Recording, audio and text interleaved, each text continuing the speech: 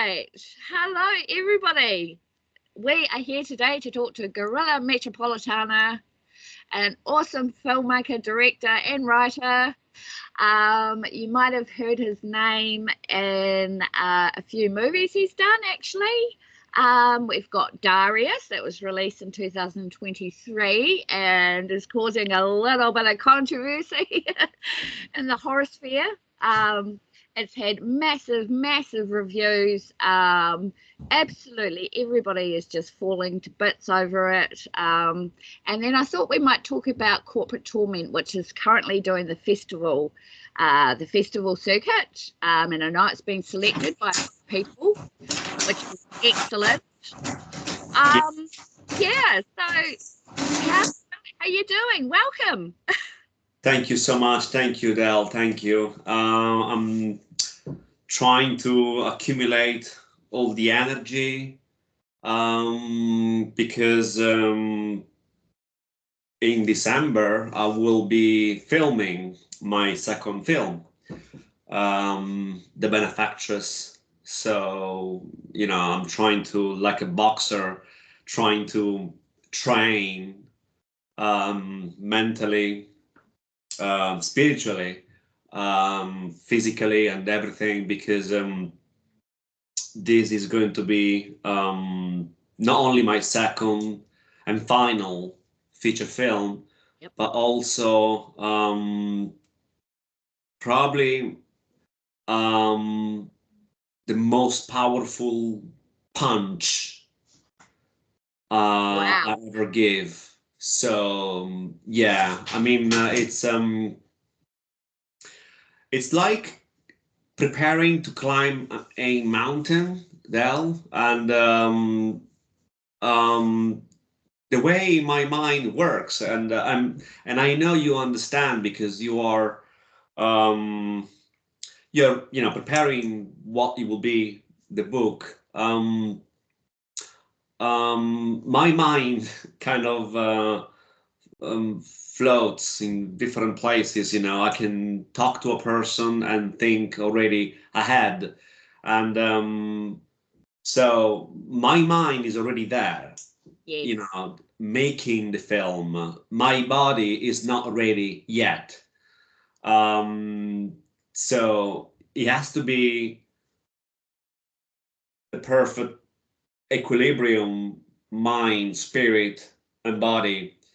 The film would involve, as I say, in some interviews, and as you know, also from the notes I'm passing you for the book, the film will encapsulate a lot of things, but sexuality is definitely the main thing, and there was no way on earth that I could have made this film. This film has caused me so many problems.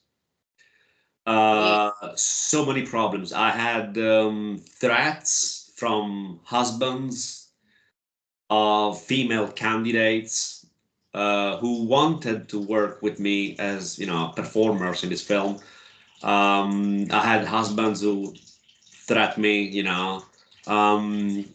I had various situations. I had women lawyers in London with a very respectable career. One in particular who wanted to be in the film. But there was always some problem here and there. So I found the perfect cast of actresses. One is Juicy X, which you have interviewed, and she is obviously the lead actress in Corporate Torment. And there will be other two actresses, one from here, from Britain, and the other one from the United States. And with one of them, I have a very special, intimate bond, and with another one, a very special friendship, and with the third one, strictly professional but solid.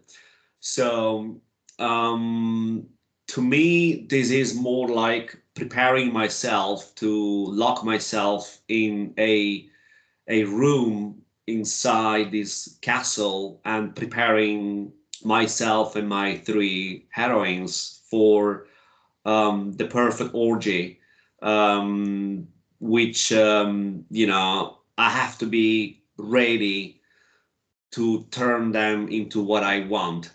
And that, as crazy as it might sound, that sucks every single bit of energy from my brain, because what I'm trying to create in the film is to really put the viewer inside the actual camera, Yes. and then lock the viewer inside the camera so the viewer can be boxed in this container. And which is basically meta cinema, which I always used even in the past, especially in Darius. But this time, meta cinema will be taken to the ultimate level where the viewer will experience everything. And for me to do that, if I start writing all these details, and then I find myself in December with these 6, 7, 8 pieces of paper. Don't forget, I don't use scripts. No. Actresses who work with me, they don't deal um, with scripts. I give them the idea, um, a visual idea, and then they just perform. And I say to them, just keep on doing what you're doing. And when I say cut, that's when you stop. Otherwise, don't stop. And whatever happens, whether I have, whether I become sexually aroused and I keep on filming, they know they will keep on performing until they hear the word cut. Now, the point with that is I try to not to write on paper too much, because what I found out, amongst other many other things, is I suffer from um, you know numerical dyslexia, Right. and various other things. So if I see too much stuff written on a piece of paper, it doesn't matter who wrote it. Even if I wrote it, I become confused. So I've learned to manage my mind in ways that are kind of tricky, but I know it works. And let me give you an example. I just write drafts like um, actress thinking of ecstasy, Mm-hmm. and that's it. And then once I read that, my mind starts to elaborate things, images, scenes, sequences, and then I start saying to the actress, okay, let's start. Do this, do that, open your arms, open your legs, start touching yourself, look at the sky, look at the window, look at the wall, do this, do that. And so, but everything is basically according to what my mind is reading when reading that drafts. Because if I start writing too many details on that piece of paper, then I will go, I read that and I go like, um,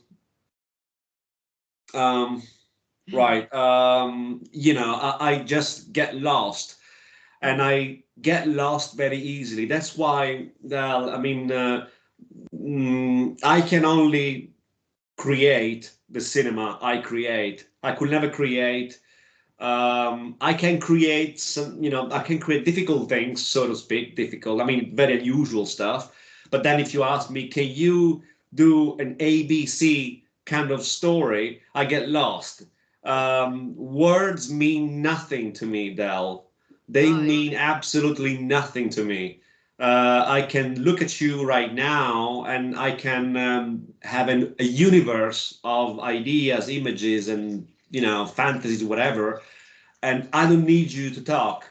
I don't need you to speak, to say anything. The moment you speak, if I am within that mindset, um, everything goes out the window, and that works. That's the way my brain works. And I told Juicy X, my actress, a number of times when we were filming Corporate Torment, that I loved, her eyes very much, and I loved her body shape. I got very, very aroused when I was filming her. But the fact that she was so strong, and she's a real professional. To me, it's like going to war with good soldiers. They might not understand, or they might, doesn't really matter, the type of mission you are after, but they are fully determined to do what they're supposed to all the way down to the end. That level of determination, which it took me a while to find the right actresses, because especially young candidates, Del, I always struggle with them because they are more flashy. They talk a lot. They like to show their beauty, but they tend to be very pussy-like.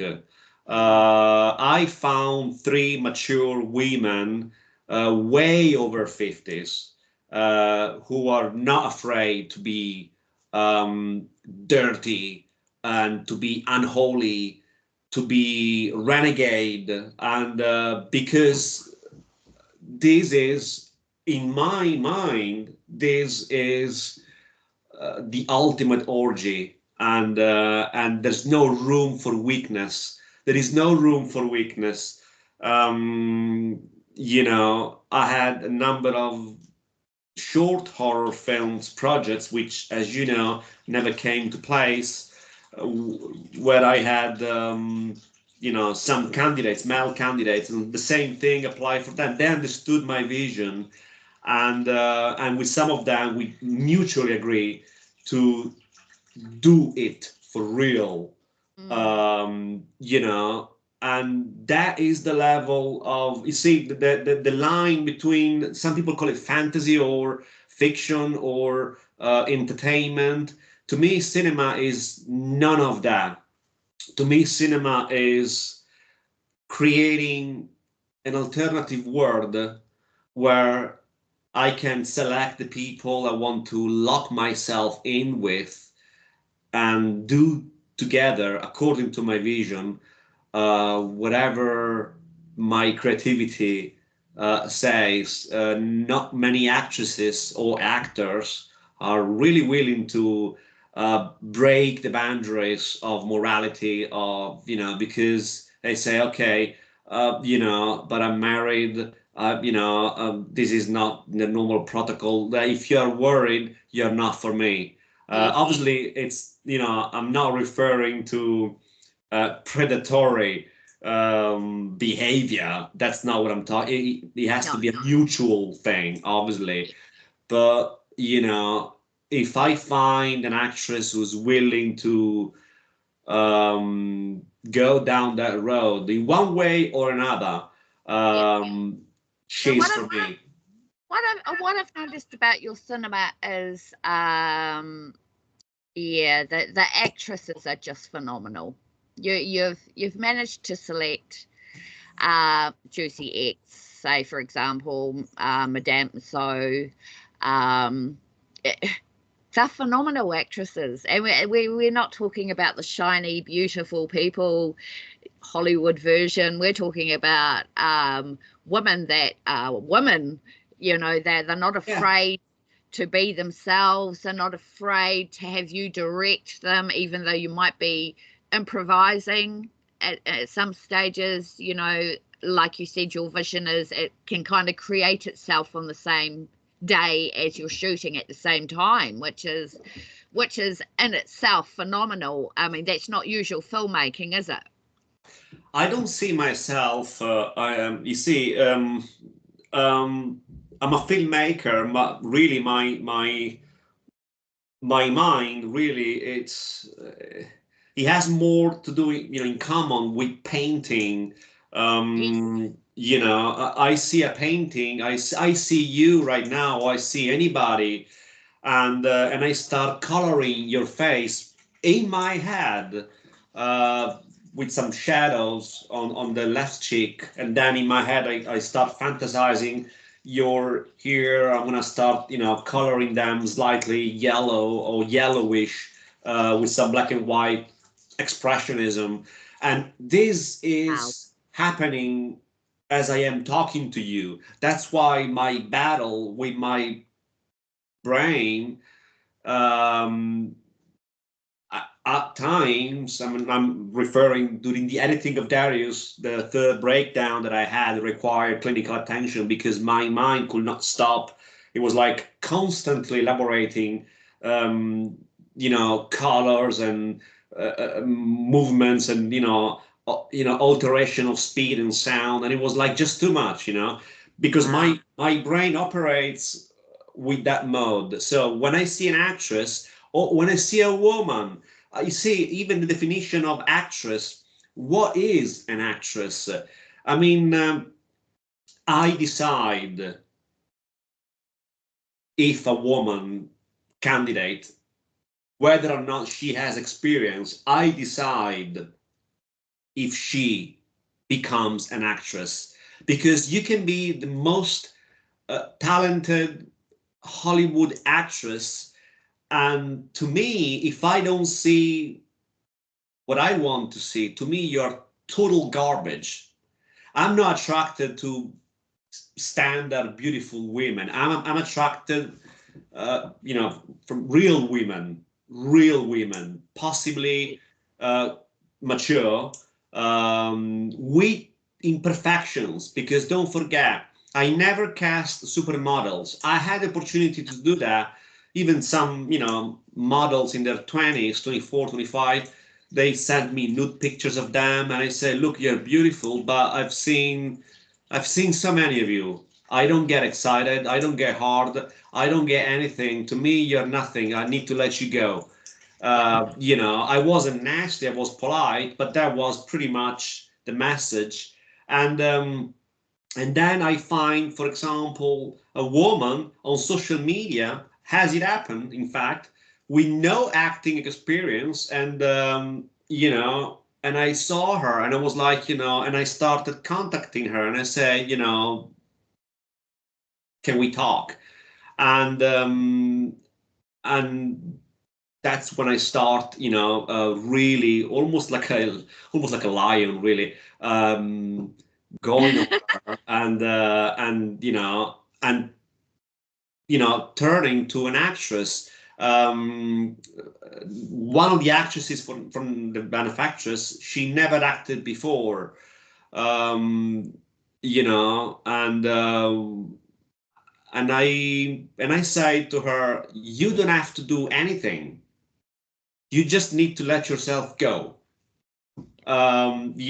It's like being in bed with someone. If I say to that person, don't do anything, just relax, I'll do everything.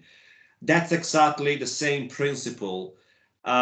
Because what I see in that woman, the wrinkles, the way she moves, the way she, her persona, it's already there. So all I do is to emphasize what I like and try to, kind of hide the things that I don't like. So Right. I create the actress, Del. It's not a matter. I mean, to me, that you're coming with a big CV, big resume, and saying, "Look, I work for this director. I work for this director."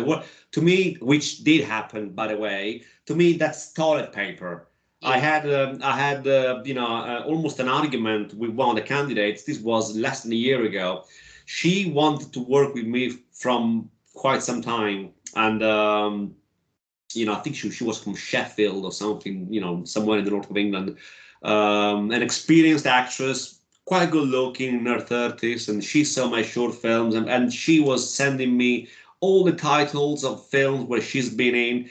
And I say, look, it's completely irrelevant because I'm not sexually attracted to you. Um, And if you can be sitting next to the most, it's like if you're a woman, you can have, I don't know, the most beautiful man next to you, but if you don't have that spark, it's nothing. Yeah. So to me, it's not about beauty. To me, it's about what I see. And then if I see something in that woman, she becomes an actress because I decide she becomes an actress. And even in the case of actresses with experiences, like, for example, Juicy X, which is a real actress, just like Il Argento from Darius. Yep. She is a real actress. She comes from theater. But again, I transformed completely the mode of acting because both actresses are used to traditional roles, scripts, and things like that, and none of that exists in my cinema. I can turn anyone into an actress if I want to, because like the world I've created, it's a world that only I can move the pieces around, Yes. and there's no director can come from outside and do that, because it's like creating a house with materials that you invented, and therefore Yes. the weak spots, the strength, everything about that structure, if that makes sense. It does. Yeah, it does. So you have specific emos. That's interesting because we have talked about this. You have certain emos. You like meta cinema. Would you like to explain what meta cinema is? Because I know there's some people that don't know. For myself, I've never heard of it until I watched Darius and the other ones. Yeah, could you explain what meta cinema is? Because Meta cinema is it's been around from the very early days of cinema. It's basically telling a story from an outside perspective, and at the same time putting the viewer um, in a situation where he or she is watching, witnessing what she or he is watching. Is basically a film within the film. right. That is one way of meta cinema. Or other ways of meta cinema, for example, which is another probably superficial way, is if you have made a film, for example, called XYZ, and now you're making another film, and then you're showing a sequence in a room, and then you see a poster showing XYZ film, your own film that you've made 2 or 3 years before. That's another form of meta cinema.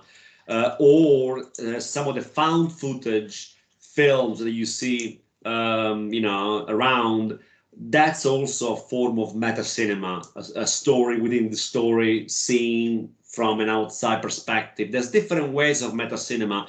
My personal obsession with meta cinema is, I think, it comes from reality, because, like I said, I always want. I mean, one of the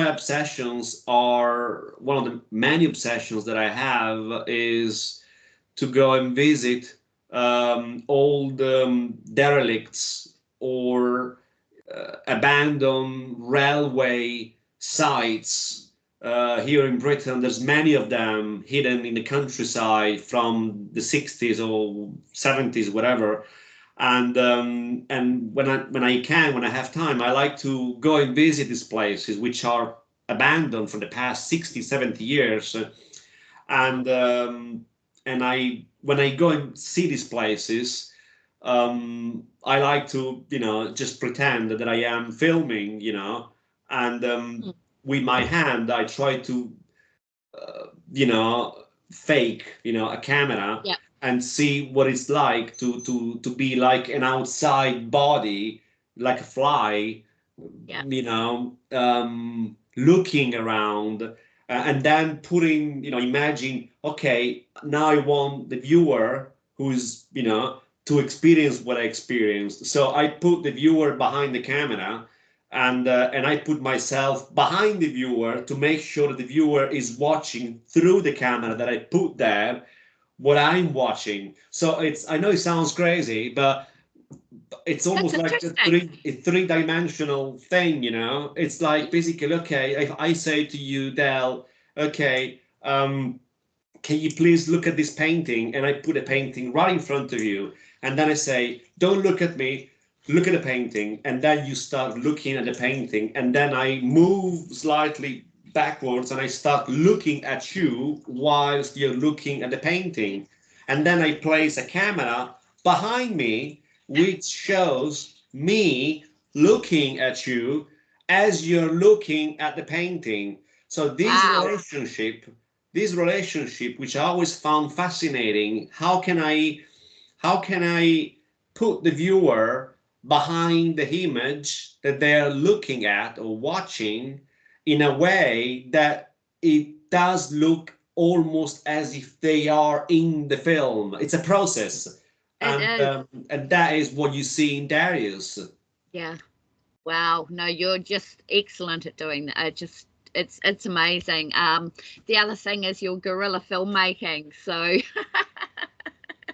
yes, I think that's extraordinary. So you break into places sometimes, not saying where, and you shoot something, you shoot a film, and then you deck it. You're out of there. Yeah, because That's amazing. I don't have how can I put it? Um,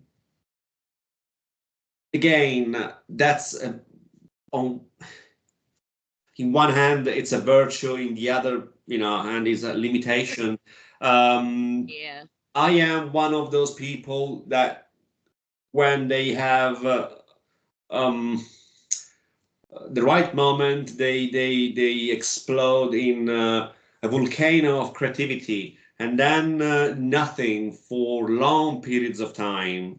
Yeah. So, and this is not something that normally filmmakers um, have, especially mainstream filmmakers, because they have deadlines, they have Yeah. producers, they can't afford to just be driven by their vision. They Yeah. have concrete things they need to stick up to, and that's why I say I could never be one of those mainstream guys, because um, to me the whole point of guerrilla filmmaking is when I am ready, when the adrenaline is there, when I'm ready to break into some place, after I studied the place, the logistic of the place and then the surrounding, then I do know it's like going underwater and you're looking at the time, you can be down there for, I don't know, 2 3 minutes, whatever, and then you have to go back up because you don't have any more oxygen to Yeah. burn.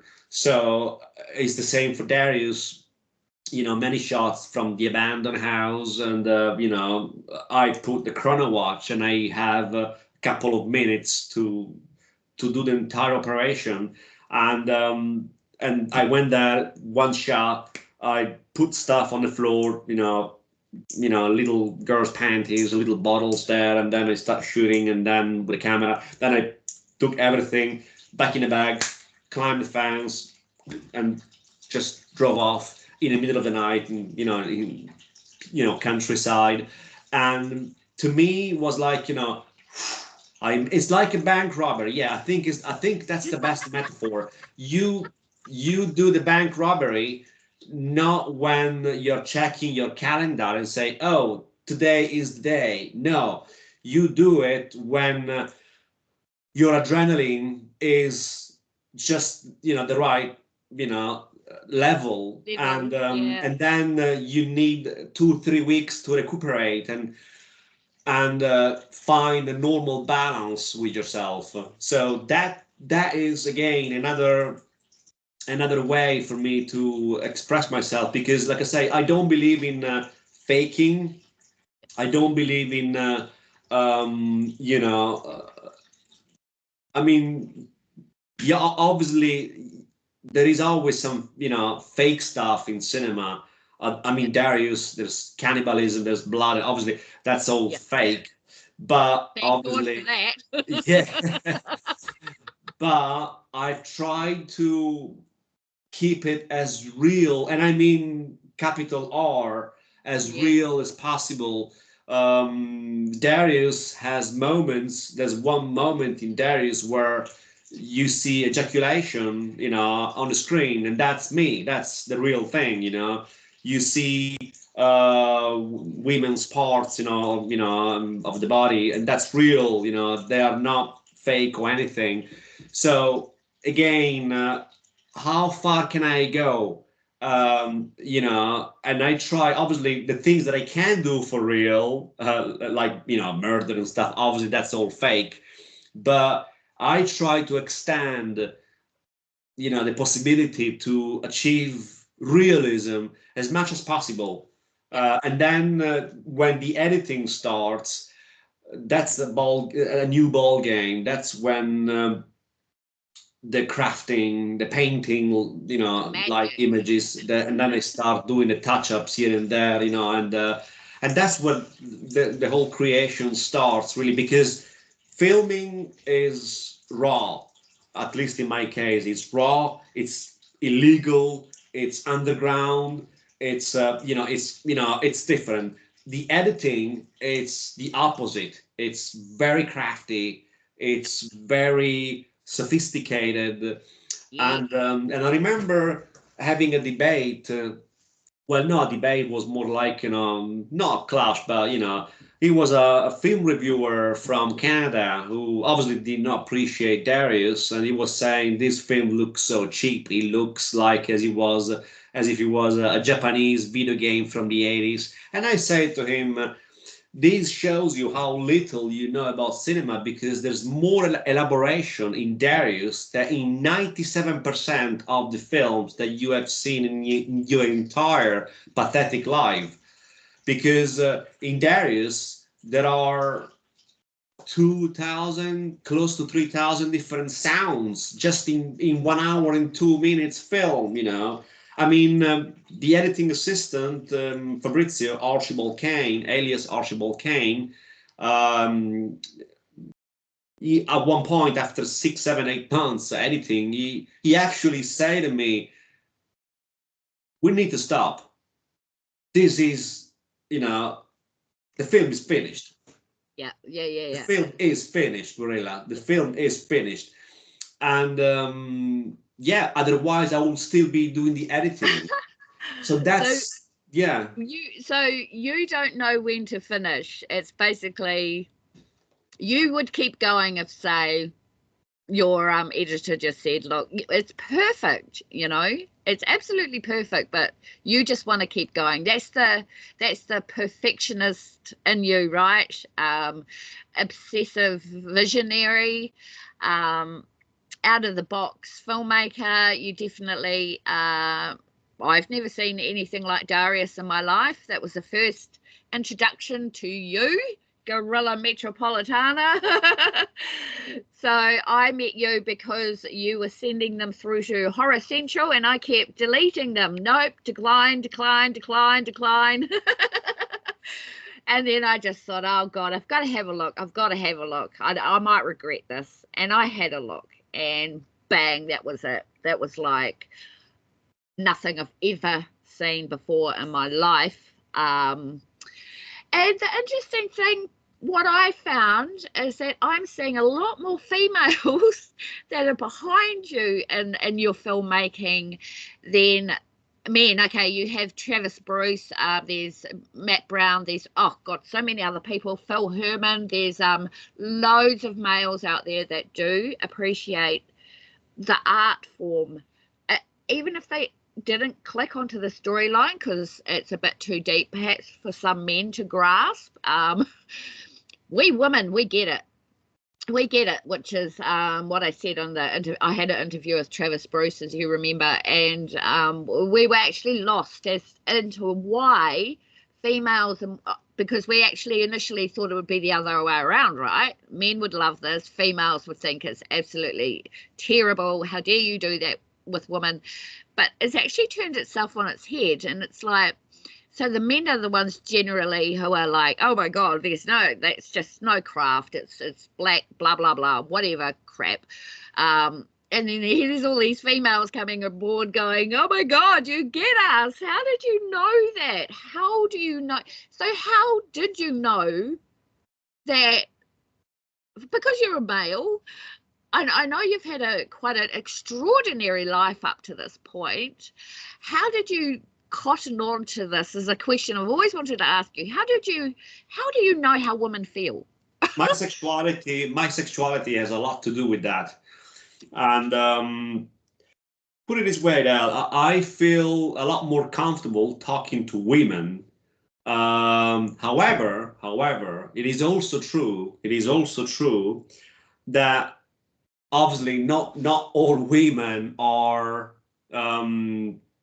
with what I call, at least in my opinion, satisfactory IQ.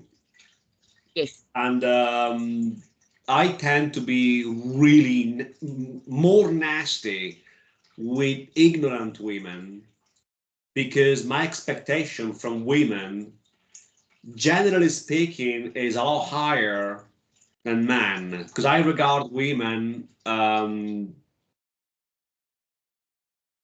closer to me in terms of understanding.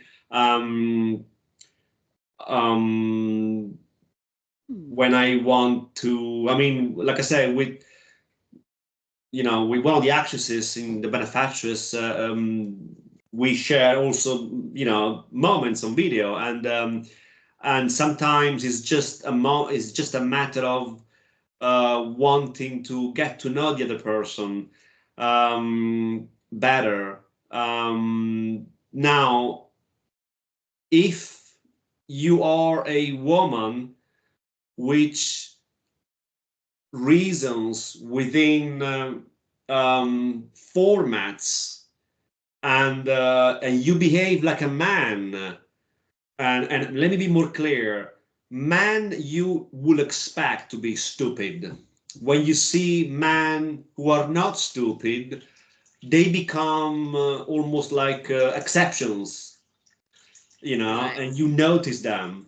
Women, generally speaking, they are superior. But when I see women who are so superficial or so conservative, or so full of morality, Right. which in my opinion, it's nothing but, hypocrisy. Yeah. I become real nasty. I know what women, how can I put it? I know what women like, because part of me is, very close to their mindset. Right. So, even though I might not know what it feels like to deliver a child, but I can empathize, when I see the body of a woman, the spots that she particularly likes, in which she's particularly sensitive, and so on. This is not because I'm special, it's because somehow I have this gift, so to speak. But women tend to understand Darius, generally speaking, a lot more. Men, they do, but not to the same degree, because Darius, it's a woman's film. It's not a man's film. The way I portray male characters in Darius are very infantile. Very. Yes. Women are very, very wise. They are not afraid to commit incest. They are not afraid to have supreme love. They are not trapped within the boundaries of morality. Man in Darius, they are pretty much victims of their own instincts, which is a completely different thing. It's not the same thing. You are consuming the sexual act in both, sides of the spectrum, but from the woman's side, it's almost spiritual. It's almost mystical, I think is the right word. From the man's side, it's purely animalistic instinct. Yeah. And that's maybe, and I say maybe, how I see women and men. And again, when I had, a few months ago, some of these male candidates, on social media, and I wanted to interact with them, with two in particular on video. It was very physical from both sides, and then after that, it was cool. But with women, it becomes, it doesn't end there. It continues because women, they don't want to stop there. They want to build something else after. It doesn't have to be friendship, or it can be friendship, but it doesn't have to be. But even if it's just connection, women are built like that. Men, no, once they are released, they say, okay, buddy, I'll see you next time.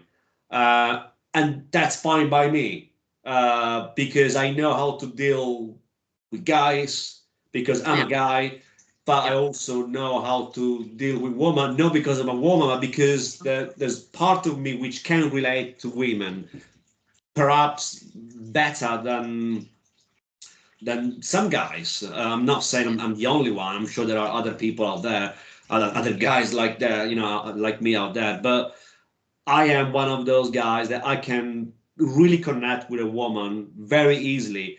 But again, if I see some depth, and it's not that frequent, to be honest, because like I said, my merciless attitude towards women who are superficial, it's incredible. I can, put it this way, I can almost almost seduce and even go to the top and telepathically make love to a woman or whatever that I like, but if I see a woman that in which I can smell stupidity or superficiality, or I become real nasty, perhaps more nasty than I would be, towards a man, because a man, you kind of expect superficiality, but that is, in my opinion, an unforgivable sin from a woman. Well, I've heard that you have in the past let people go, as in fired them on the spot. Tell us a little bit about that. So these are these women that are coming on and just wanted to be a part of your cinema, but they're not willing to do certain things. Is that possibly? No. Women, no. Well, with the benefactress, I'm referring to the benefactress. The benefactress, I had different situations, but some of the situations I had actresses who wanted to work with me, but they had very high-profile careers, right? And they wanted to kind of use obviously fake names, aliases, which is okay. But then they were worried at the last minute, they changed their mind. In other cases, I had women who wanted to do it, but their husbands didn't want to. In other cases, I had women who wanted to do it, but they wanted royalties and they wanted, certain conditions. Yes. And other actresses, they wanted to be, and that is probably the worst thing that an actress or female candidate can possibly do, and that is being a prima donna. If you are a prima donna, you're finished. You're finished, because in my mind, once I cast a woman, an actress, a candidate, that mechanism of painter painting his model starts. So it's not the model saying to the painter, okay, now you paint me this way, you paint me that way. No, it's the painter deciding what to do, Of when he's course. painting. So that is the mechanism. What I want from the woman that I am working with, or the guy, but like I say, mainly women, Yeah. is them to become the clay, Yeah. that I can mold and Yep. create using their bodies, their expression, their beauty. The only thing I don't use from my actresses is their voice. Yes. Again, that's because I'm not interested in words. I'm not Yes. interested in voices. I That's create another. their voices. Yep. Yep. That's absolutely another thing that I've just found extraordinary with Bits, my special superhero, Baron and the Harpsichord, the Censor, Darius, Corporate Torment, it burns like hell. Oh my goodness. No dialogue. No dialogue. No, because if you are, I But you mean, don't need it because of what you've done in the editing, right? Yeah, I mean the sound effects, the Corporate Torment, which we'll get into. You've got captions. You've also got a narrator, but there's no traditional dialogue. And the thing with Darius is it's an hour, and a couple of minutes long, but it didn't feel like it even needed dialogue. I mean, I've never seen anything like it. It's extraordinary that you can do that, and you've done it in all your films, and no doubt you're going to be doing the same thing in The Benefactress, right? yes. It's Yes, with excellent. the exception of the beginning. The beginning will be the only time which there will be an actual spoken scene, just the first couple of minutes to the audience, directly to the audience, Yeah. before the film starts. So, but the film will be there will be an introduction where an actress will be talking directly to the viewer, to the audience, and then the film starts. And when the Wow. actual film starts, it will be with no dialogue, Yeah. and again, if you think the most intense moments of your life, good or bad, whatever, if you think objectively, you only remember what you saw, and you remember the surrounding, or you might remember the sound of the voices of people talking, but the actual content of those voices, meaning the actual words, it's the last thing that pops in your mind. If I ask you, Del, I mean, have you got any fond memories of your childhood or whatever? The first thing that comes to mind, it's not words It's or imagery, right? images, Yeah. and it's a very primitive thing. So cinema, at the end of the day, Del, was actually conceived with just images. He became, after silent movies, Yes. then they introduced dialogue and so on. But I think over the last decades, um, I'm not generalizing, but a lot of times you have so much dialogue to say things that can be said with very few words. So Yes. my intent is to return to the basis of minimalism, where everything is communicated to you through images. And then Yes. I add sounds, but again, sounds are put on layers, one on top of the other, Oh, uh, yes. because again, take for example, pretending you're killing someone, stabbing someone, multiple times, and so on. You don't hear just the actual stabbing.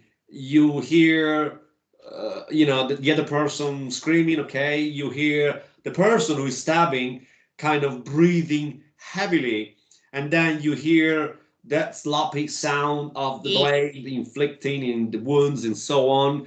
And then you want to add more sounds like surreal sounds, you know. And in the case of Darius, um, because sexuality is always present, you have that sound even in the midst of Yes. very violent scenes. So my intent was for the viewer to watch the film and hear all these different sounds, and and confuse the viewer, and leave at the same time in the brain's viewer all the stains of what he or she has just watched. In simple words, all those sounds are memorized by the brain, Yeah. by the mind. There are many sequences in Darius where many people felt more disturbed by the actual Sound sounds, effects. Oh yeah. because they could not figure it out what that was, what he was, and why was there. And so it's not just, that's why I say, when people say it's like silent movies, not really, because my cinema is not silent, It's it's not silent. visual and sonic. Yeah. Sound is 50% of what I do. Yeah. It's not just a little extra. It's not putting the music and putting a little bit of shouting and No. that's it. It's recreating a whole world of sounds, even sounds that cannot possibly exist in real life, because Il Argento, for example, the actress in Darius, she has 6, 7 different voices in one scene. Right. Yes. Climaxing, crying, sobbing, laughing, all in one sequence, and all these sounds are echoing and Yeah. mixing with one another, and you have the images, again reflecting, bouncing against each other, and again it's putting the viewer in the vacuum, a vortex of images and sounds, and the viewer doesn't know how to get out of it, and they can only get out of it by themselves, not when the film is finished, because the film will continue It uh, does. by being stuck in their minds, but they will get out of it gradually after some time they watch the film. So basically, I push you into a vacuum, and then at one point you will find your own way out. I don't dictate to the viewer, okay, that's the door where you go in, that's the door where you come out, that's the good guy, that's the bad guy, that's the ending, that's no, there's none of that. It's an experience. And that's why I'm hated by traditional filmmakers, which I could not give a flying fuck, to be honest. No. Because to me, like I say, I don't like to you know I don't take myself seriously, but I do take what I do very seriously, and I don't like to have an audience of morons, because I haven't decided to become a filmmaker to please people who like to watch stuff that I prefer not even to not to even mention. I rather have an audience of a few thousands rather than a million, for example. But I do know that those thousands of people, they are really into what I try to do, Yeah. and just now I signed with a new distribution company.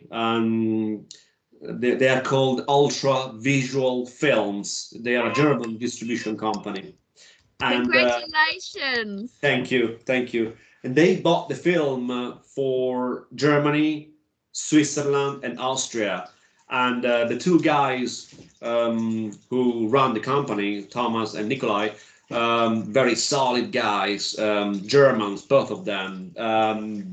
Very, very very intelligent people, I must say, because I had a long conversation just before signing the contract. And both of them, they said, you know, we love Darius. We love what you have created. This is a unique, you know, Yeah. film which we want to buy, you know, and they are a small company. They're growing, you know, but you see, to hand my film to a company like that, to me, it's one of the most beautiful things because you are giving your film, your baby, Your to baby. people who really want to do something solid with it, you Yes. know, And and Darius deserves that. Darius deserves to be there. It won best, most disturbing video horror, best male director. Now we just need everybody to get on board and, you know, have these distribution companies, you know, grabbing Darius, selling it, buying it off you, selling it, distributing it all over the world. Because currently Darius is in the UK, is it? And America. And now you're hitting the European countries, right? And I think you're looking towards Japan at some stage. yeah, there are two other markets that I want to reach out. One is definitely Japan, and the other one is Australia. And, Australia, all the way down under, down here. And then we've got yeah, to try and get you into the underground scene here in New yeah. Zealand. And I wanted to reach out at one point to, the Scandinavian market, but I'm quite skeptical about that because Scandinavian countries, I mean, Walt Disney is classified as extreme. So you Oh, can really? imagine a film like Darius. So I'm not so sure whether or not I will find a space in Scandinavia. Again, I I I read an article. I'm not going to mention the director, but I read an article of a director who, well, I don't think is a good director anyway. But this particular director, um, which became successful with a film, um, is preparing a film which has sexual topics involved, and I read in this press article that many distribution companies didn't want to have anything to do with it. Now, and this is a conversation that I had with Travis Bruce Right. a number of times, which is quite shocking actually, because you would have expect that level of bigotry in other fields, but in horror or within the horror genre or sphere or market, whatever, you don't expect members of the audience or distribution companies to be so scandalized Yeah. when they see depravity, and because again, that's the same attitude that people had centuries ago when they saw Michelangelo's painting or Yeah. Leonardo's painting, which nudity and stuff like that. How can you be? I mean, horror. And again, I don't call myself a horror director. I never saw myself as a horror director anyway. But because of marketing reasons, obviously that's Yes. the most logical market for me to go. But really, I never, to this day, I never saw myself as a horror director. I mean, no. But again, I am somewhere in between because I am too horror for regular avant-garde art house, and I am too art house, too avant-garde for regular horror. So I am somewhere in between. Am I porno? Not really, because I No. don't I don't do porno. Am I No. erotic? Not really, because erotic films are not like that. Am I Mm. art house in the classic sense? Not really, because there's too much blood in it. Yes. And I am somewhere in between, and You are. I You've got think you. You're in. You're in a pickle, aren't you? You're kind I of am in a like. limbo. I am in a Yeah. limbo. And You're that to me is a great thing, Del, it is. because that's a space that you know, what if you're able to create something that nobody can put a label on it, a real That's label. right. Yeah, I that's think right. that's a good thing, Very, in my it opinion. is, and it's a very interesting place to be, though, isn't it? Stuck somewhere in the middle. But I guess the beauty will be when these wonderful people start to get on board and take your films and stuff like that. You'll get the right people. You know, you won't be getting into the horror market where you will get lost. You won't be getting into the erotica because there's too much horror. And it's definitely not pornography. Now, I've had many debates about this with people who just say it's just pornography, and I'm like, a pornographic publisher or whatever wouldn't touch it with a. It's not. It's not. It's not. It is There's no slightly, intercourse.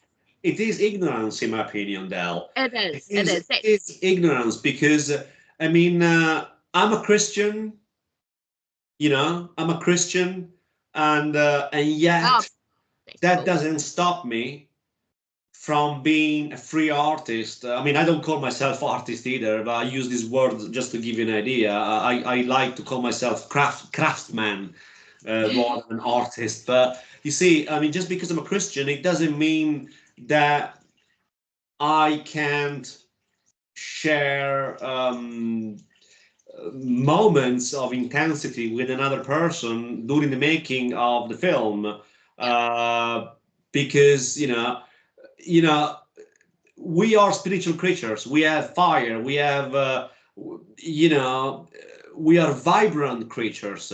And if you start putting, you know, Labels and labels, boundaries, yeah. and say, okay, but that's Yeah. nudity, that's pornography, that's dirty. You know, I had people on social media who blocked me because some of the stuff they saw, and then if you look at their pages, you know, they're all horror and gothic stuff and whatever. Then they see, a bum, and they go, "Oh my God," you know, and they start, blocking you and whatever. It's, to me, that is the epitome of stupidity because It is. it shows how little. And again, when that comes from people who call themselves horror fans, and it really shows you um, The their true hypocrisy. colors. Their Yeah, true colors. absolutely. I mean, when I did my when I did my interview with Travis Bruce, I went back onto Facebook the next day, and there were a few groups that blocked me after that. And I'm like, really? You call yourself a horror group? Oh Yeah. man, yeah, you haven't even watched Darius yet. You can just go, or Corporate Torment, and you can just go away and just slam it. It's like, yeah, it's ignorant. It's just showing there's no intelligence there. There's no art form. They don't understand artistically what you're doing. They don't like the psychedelic colors and the editing process, and it's just like, oh bloody hell, just go watch your popcorn horror, then go watch Scream and all that sort of crap. This is for special people. Basically, your filmography in general, your cinema, is for deep thinkers. It's not for, as Travis Bruce put it, it's not a man horror. You know how men like the hack and slash and the blood and guts. This is more of a psychological. Your films in general are psychological. Mysteries to unravel, stories. You've got storylines in there that people either get or they don't get.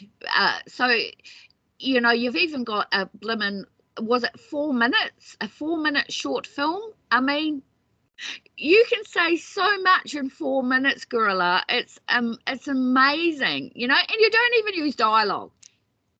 I mean, the American market, okay, everything has to be explained. everything. Like it's as if the American market are going, right, all you other people out there, you're not intelligent enough to understand my film, so I have to point out every little thing that's going on in dialogue. But you've taken away that, stripped it right back, and you've just presented a film, you know, all your films, all of them. It's all a full story without dialogue, and it only took 4 minutes to put in what somebody would take 2 hours to do, you know, in the American market. I respond to that by saying this. Okay, there's two people in this world, in my opinion anyway. There are, you know, two different kind of people. You have people who are themselves. Yes, okay, they are partly a result of their culture, of course, Yeah. but they make an effort to go beyond their own culture. Yeah. And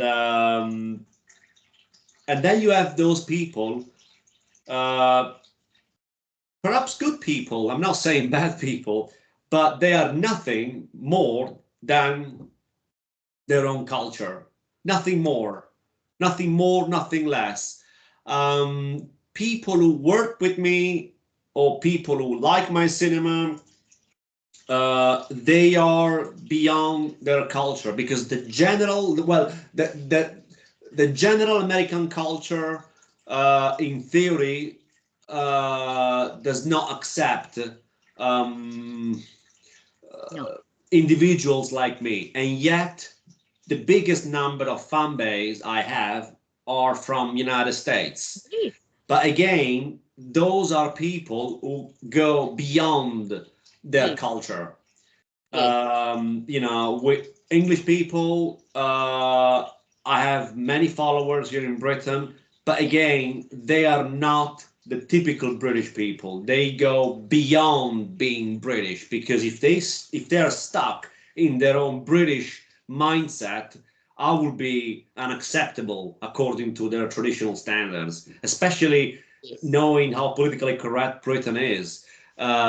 You know, the same for other countries. Italy, my country, you know, I don't regard the general Italian culture as a very, I don't see that my, you know that because I passed you the, you know, the Yep. emails about the book. I did not promote the film in Italy because I think Italy is, especially, you know, over the last 10 years, 15 years, for the most part, the Italian market, independent, especially horror market, and, you know, the independent horror scene is mainly represented by people who, what I call little people who don't know, you know, they like the typical stereotype Dario Argento, you know, which is great, okay, but besides the fact that I think some of those directors are very overrated, that's that's my opinion anyway, because, you know, in my opinion, you are a truly great filmmaker if you truly break boundaries. But if you stick with a formula and you keep on repeating the same formula for 25 years, doing the same thing, you become a cliche, really. Yeah, you're a good technician, but you are ultimately cliche. But again, there are people in Italy who love my cinema, but they go beyond their Italian way. The same for your country, New Zealand, Australia, you know, or even I had, you know, people from different parts of the world.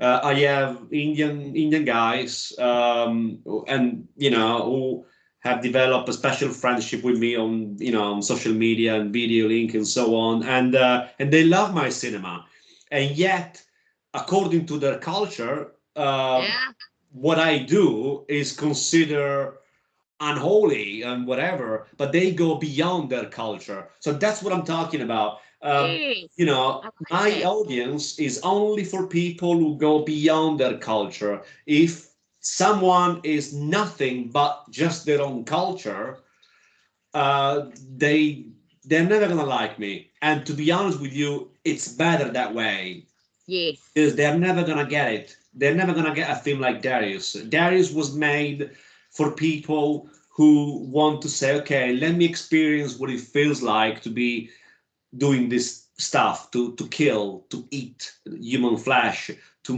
make love with your mother, to do this stuff. You know, I'm not afraid to open that door. It's only 1 hour, but I want to see what it feels like.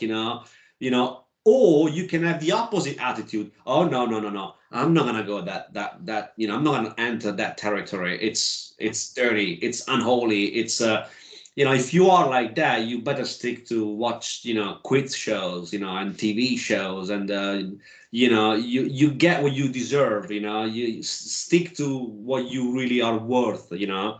Uh, Go back and watch Coronation Street. Yeah. yeah, Yeah. yeah, exactly. I mean, like I said, I am intellectually, not in other ways. I am intellectually very racist. You Uh, are. Yes. you I despise people, Del. I really do. People who are nothing but a product of their own culture, nothing more than Yeah. just their culture. Which, I mean, again, I bring the example of Italy. That's my country. Although I've been living in London for many years, I love Italy. I love many things of the Italian culture. Don't get me wrong, the hospitality, the food, the weather, the sophistication that they have, that even the knowledge about history, which is And the something that city. most British Yeah. people don't have, by the way. They're Yeah. very basic. But Wow. again, then you talk to them, and then you realize um, that many Italians, they still they're still stuck in certain formats. I give you an example. I met a guy not long ago, that Italian, that saw me with a fishnet shirt,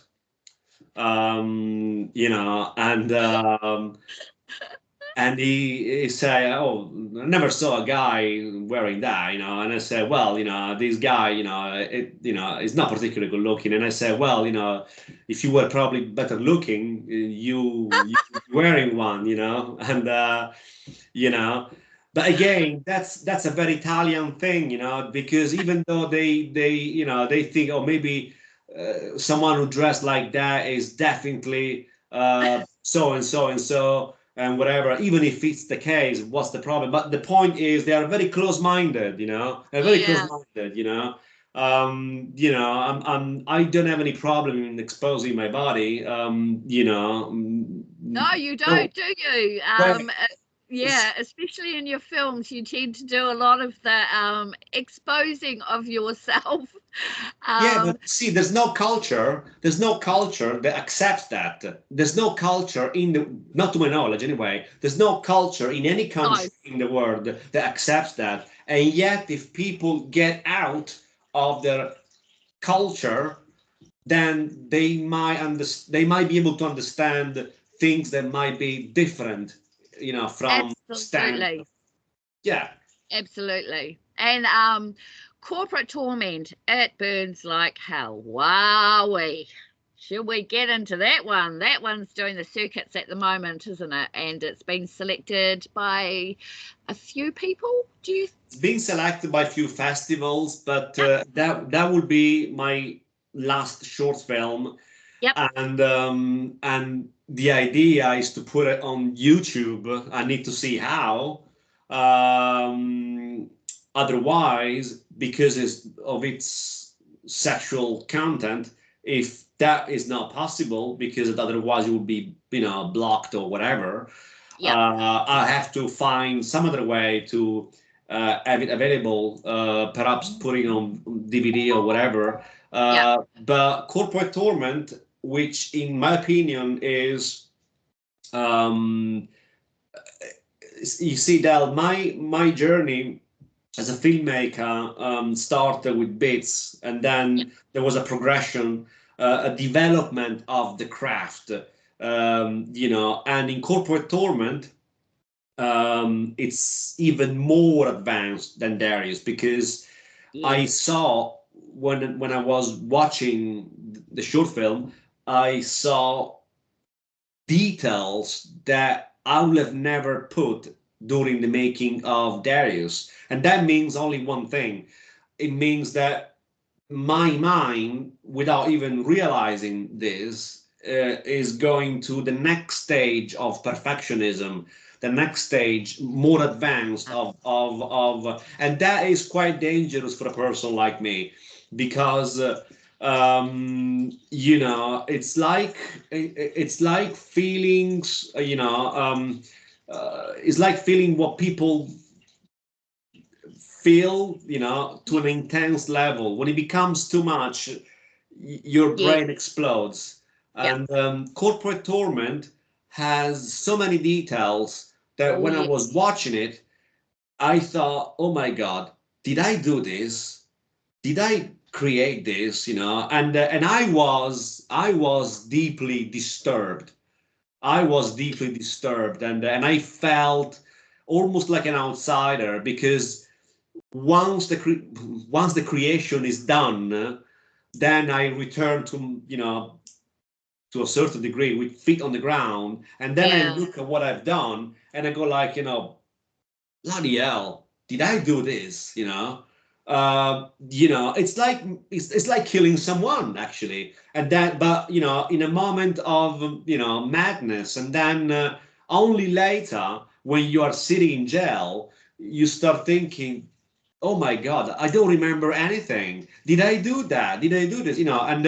And that's how I feel. And corporate torment, when I saw it finished, I saw so many details that they actually scared me, because I thought, okay, this is now getting to the next level, the next level.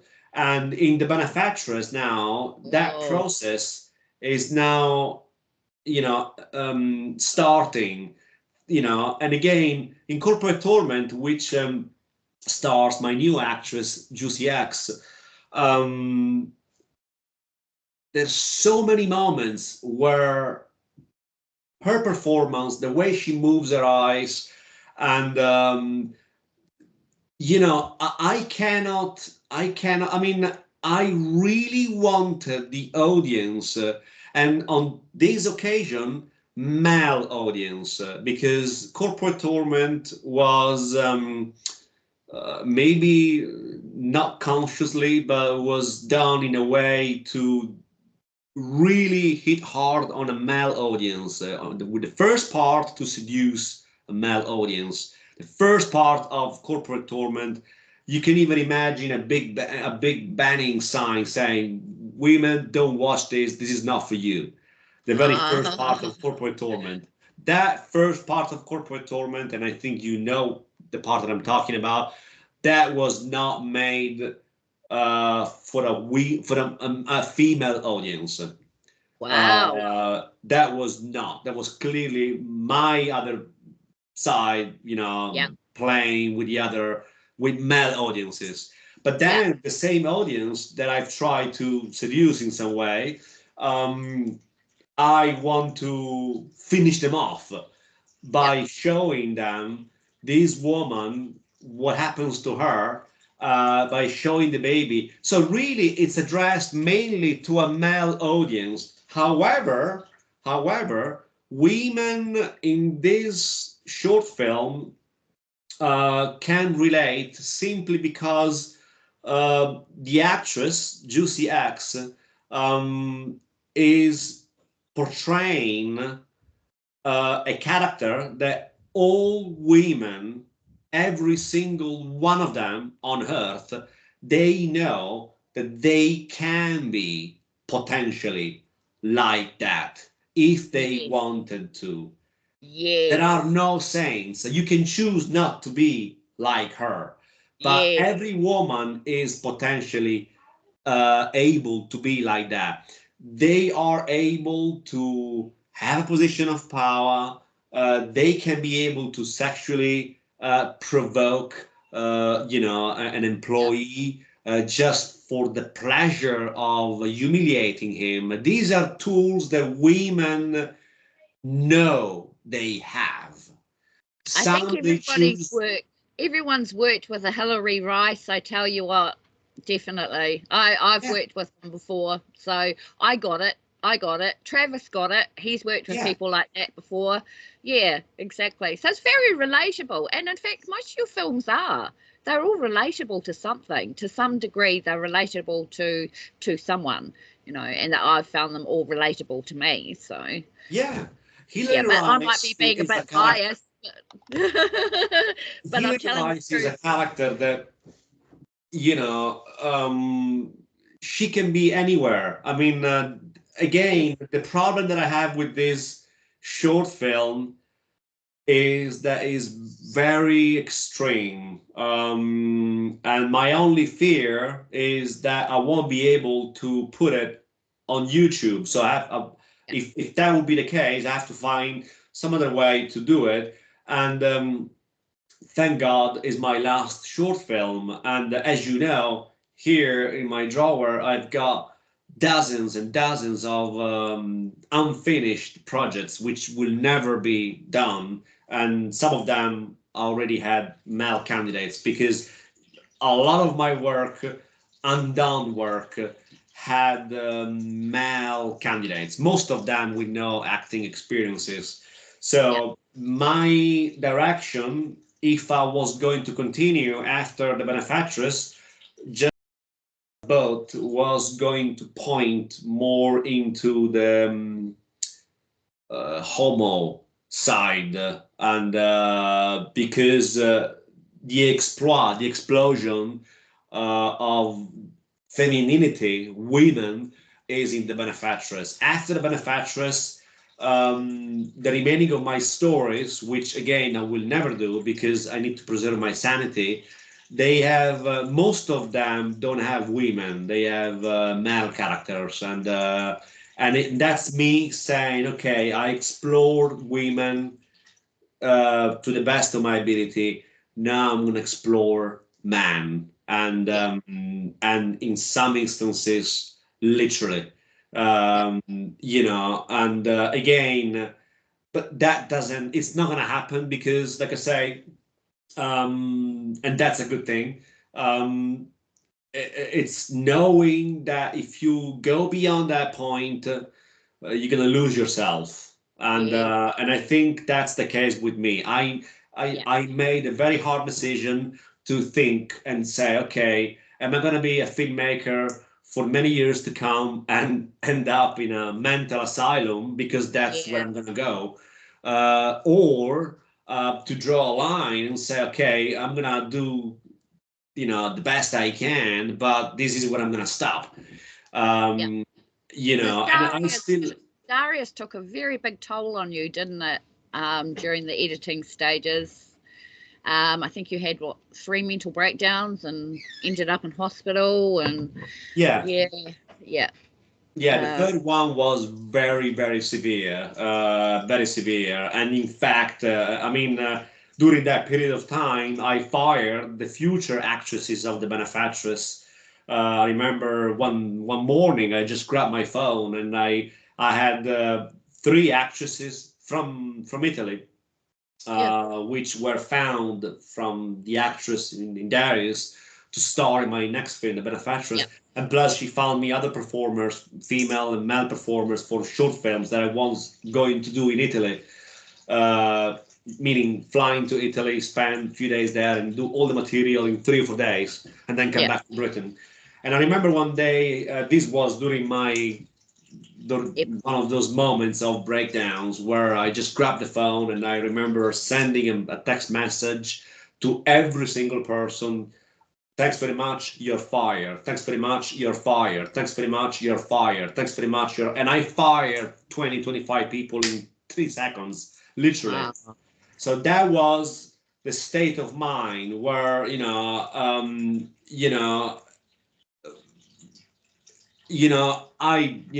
I just went mad completely. And and that's why I said to myself at that time, I'm not gonna make this film. I'm not gonna do it. It's disgusting. It's too much. I'm afraid of opening that door. I'm afraid I'm gonna get lost. Yeah. I'm terrified. I don't want to do that. I want to finish Darius and that's it.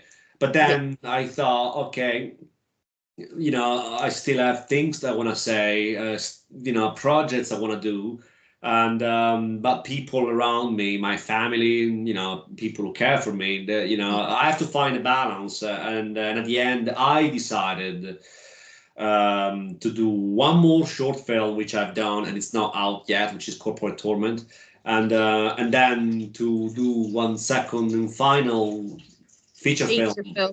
The Benefactress. But then they would be it. I have on social media, some of the guys are still in contact with me, and they occasionally ask me, are you sure you don't want to do that short film? I say, yeah, But the reason why is because I know the starting moment when I'm starting something, but I don't know when I'm going to finish it.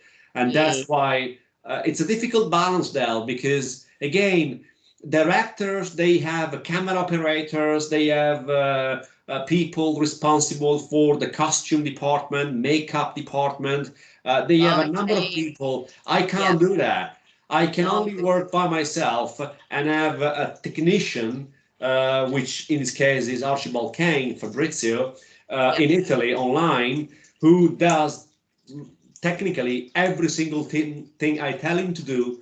That's the only way I can function. It's like Yeah. I give you a very, I'm not comparing myself to him, but it's like, Stephen Hawking's, all he needed was, is computer machines Yes. to speak, Yep. communicate, study. He didn't need anything else, and that's all I need. I just need one technician who's going to, do what I tell him to do. Um, and keep me with feet on the ground, and that's so. That's the only way I can work. I Yeah. can't work with multiple people. Um, I remember the actress from Darius, Il Argento, when she flew from Italy over here. She stayed here for a couple of days, 2 or 3 days, and she asked me the first day when she arrived, where's the makeup artist? And I was like, sorry, what?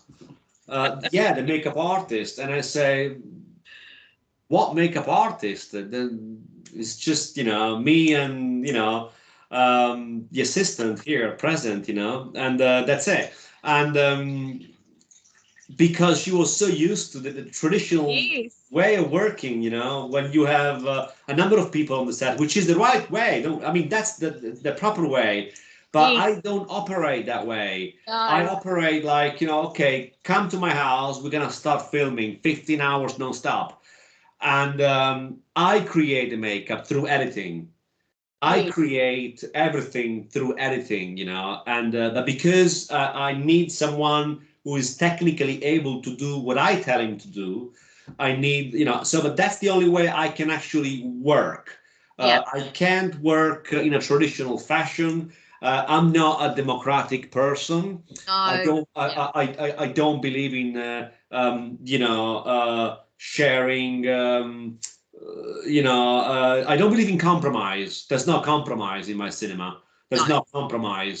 And again, it's not because I'm an asshole. It's because I want to fulfill my vision. Yes. And That's my vision is that all I need is your body, your willingness, your attitude, and your spirit, and yeah. everything else I do it. You Because know. if you had a big production team behind you and all that jazz, I mean, it just wouldn't be the same. It, you'd have too many issues. You'd have too many people in your ear telling you what to do. And at this stage, without them, you can do whatever you want. It's your vision, And going back to the short films that you were thinking about doing that didn't eventuate, So we've got 10 short stories from you that's going to be published in our biography, which is called Searching for the Perfect Butterfly, a shocking cinematic journey of a visionary filmmaker, Guerrilla Metropolitana. So that won't be coming out till after the Benefactress, obviously. So we've been very, you are an excellent subject. You send information through. I don't have to go digging. It's just been a massive journey getting to know you, and the stuff you've had to go through, and everything you go through with your cinema and your actresses and your actors and everybody else who's involved, and you do guerrilla filmmaking in some of them, and your meta cinema. There's also a lot of sodomy action happening. So in Corporate Torment, there's quite disturbing scene towards the end when Ms. Bryce gets her comeuppance. Yeah, you tend to have an MO with this sodomizing thing, but it works because, say, like in Corporate Torment, it's used as a tool against the oppression of, well, I guess what corporations do. It's like your films have a meaning. You know, it's to do with social injustice, or it's to do with say censorship, for one thing, with the censor.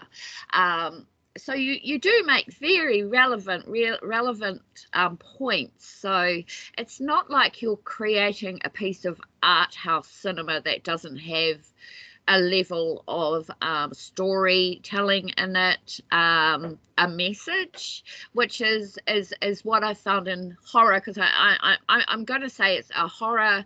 What I like to say about your cinema is it's horror blended with dark erotic themes.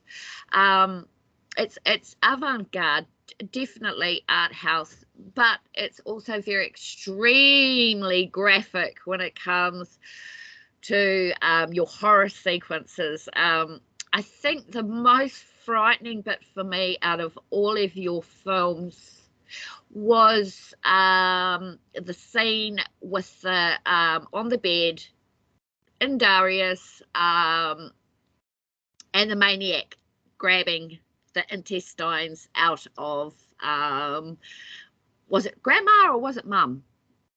Oh God, I can't. It was grandmother, that's right. And that was so visceral. I think it had the potential to make me sick, but I couldn't stop watching it because it was like so unreal to have that level of horror in horror that we haven't seen since the 80s, right? And it's just like, you've brought it back into fashion, and now there's everybody else is jumping on board. I've seen other indie films trying to emulate what you are doing, and they just come off as cheesy. Some of them are really good, I have to say. Some of them are good, but the level between you and these other ones, which is why I said I'll do your biography, because wow, you're extraordinary. Your direction, the fact you don't use scripts, you use pointers, maybe, you know, you don't have dialogue, you use sodomy as a tool, it's and a weapon, of course. It's just extraordinary, and I'm really loving this information you're sending me through for this biography. I cannot wait to get it published. I'm just waiting to see what happens with the Benefactress, just to see the difference between Darius and the Benefactress, your two feature films. I've been told by a little birdie that it's about 10 times worse than Darius. Yeah, it will be. It will be. This is why I was so scared, Del. Again, I mean,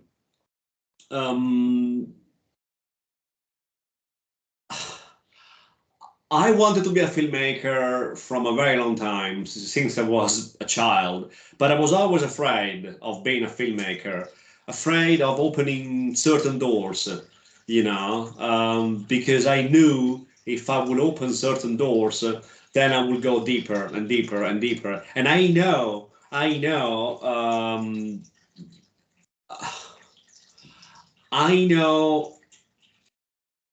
I can be good if I am into something, but then it doesn't mean that that something is good. Yeah. Yeah. Does that make sense? I mean, Yeah. it's like you know um, disposing a body. You learn how to dispose a body, and that's good. But you're becoming good at something that Yeah. is not good. So Yes. that was my problem, and he actually started with the censor. I remember talking to my family about it, and having already the early breakdowns, because I really had a story in mind. Sodomy was introduced for the first time in there, and I was very afraid of opening that door, because I said, "This is sick. This is really sick. What am I? I mean, all this stuff is coming."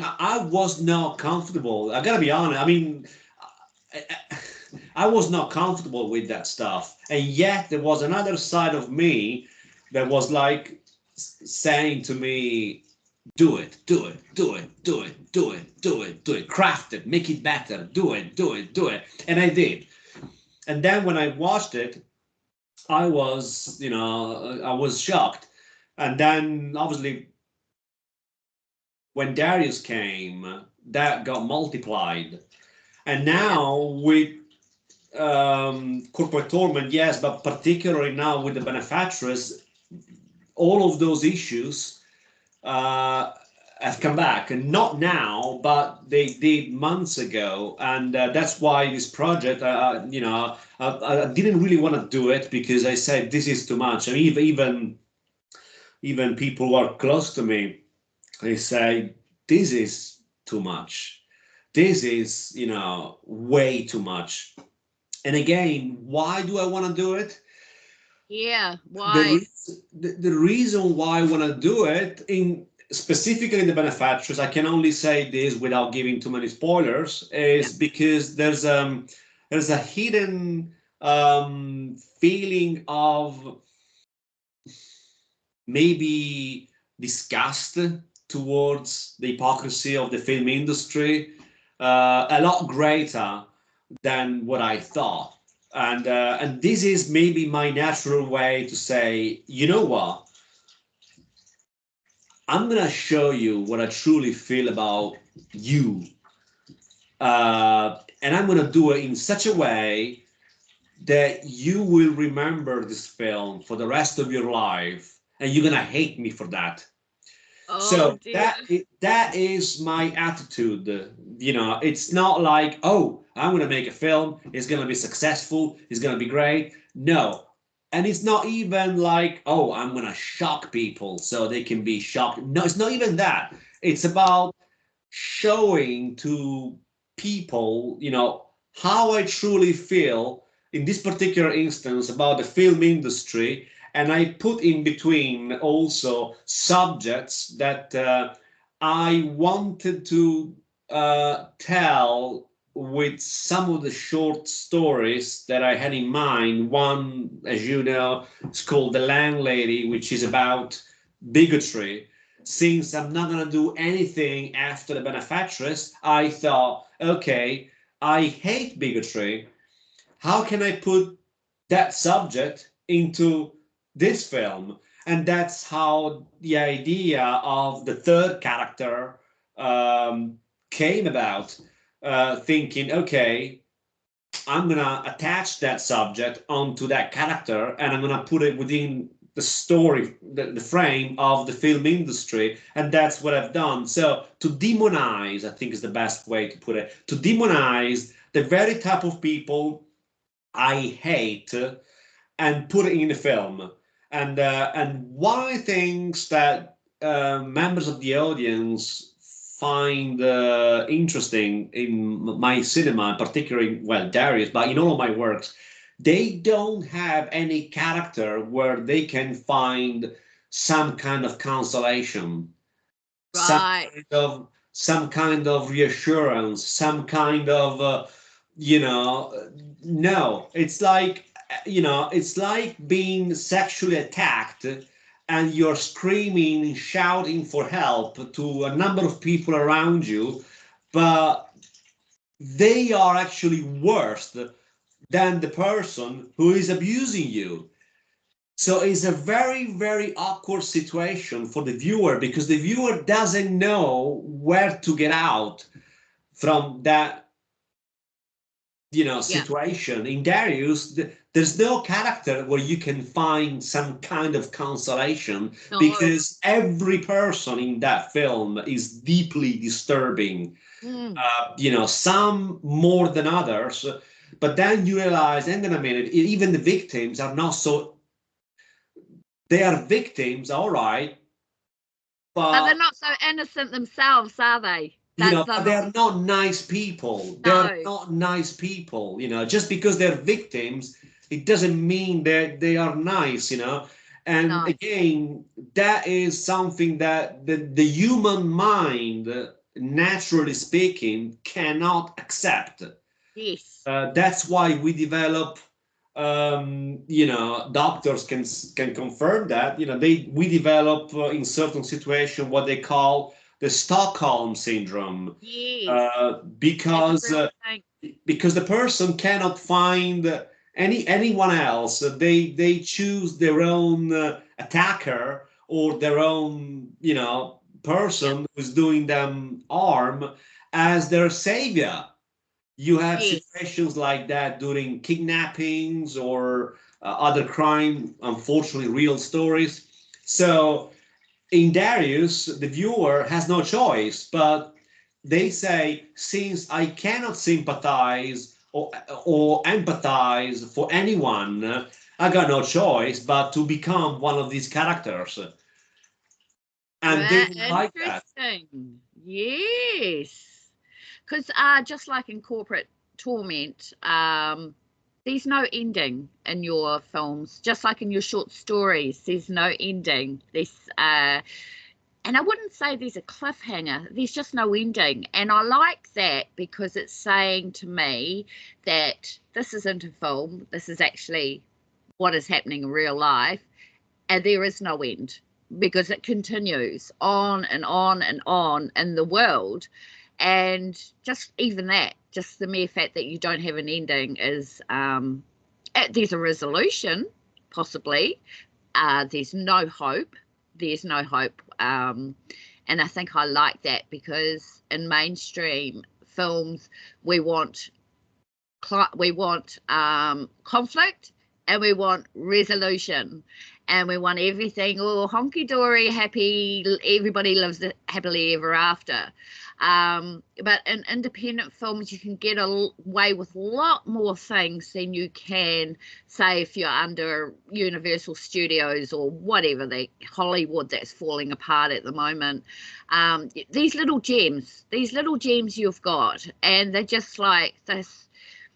So you started in 2021, and then at the end of the year, you're going to be filming The Benefactress, and then that's it. You're gone. That's correct. Do you think? Right. Since I know about mental illness, and you know about mental illness, sometimes we have to set ourselves some boundaries. Because I'm like you, I'm constantly creating stories constantly in my brain that I need to switch off with medication. Otherwise, my brain doesn't stop. There have been stories I've been stuck in for weeks, and I can't shut off because I know there's something missing. And I get that with you. I get that there's a lot of pressure for perfectionism, because you want to deliver something top notch that no one else has ever seen before. And the toll Darius took on you with 3 mental breakdowns and 1 ending up in hospital. I ended up in hospital this year as well. When I first started doing your biography, had nothing to do with it, but what I had done was I had put too much stuff on my plate. So I had like 6 different projects going on at once, and then my brain broke. So I can see that that's a process that you could quite easily fall into again.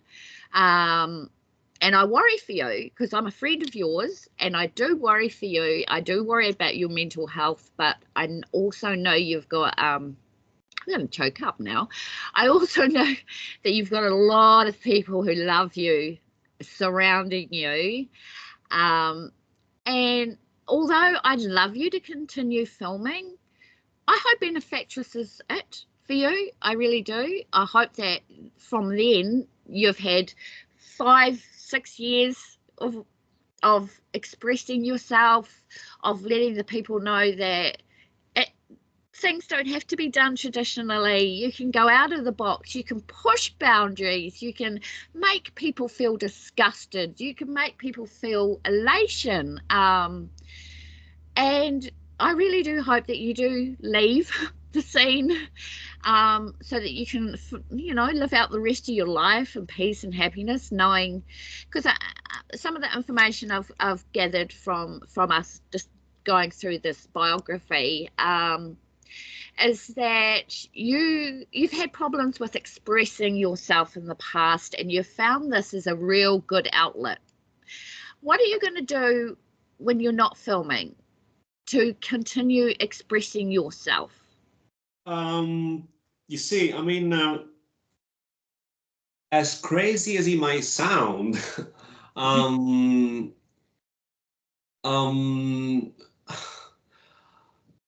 creating cinema never made me, how can I put it? It never gave me happiness. It gave me fulfillment. Yes. Okay. Which is different, you know. Right. It was never about ambition. It was never about career. It was never about finding happiness. No, none of that stuff. In fact, I mean, I can't wait to stop.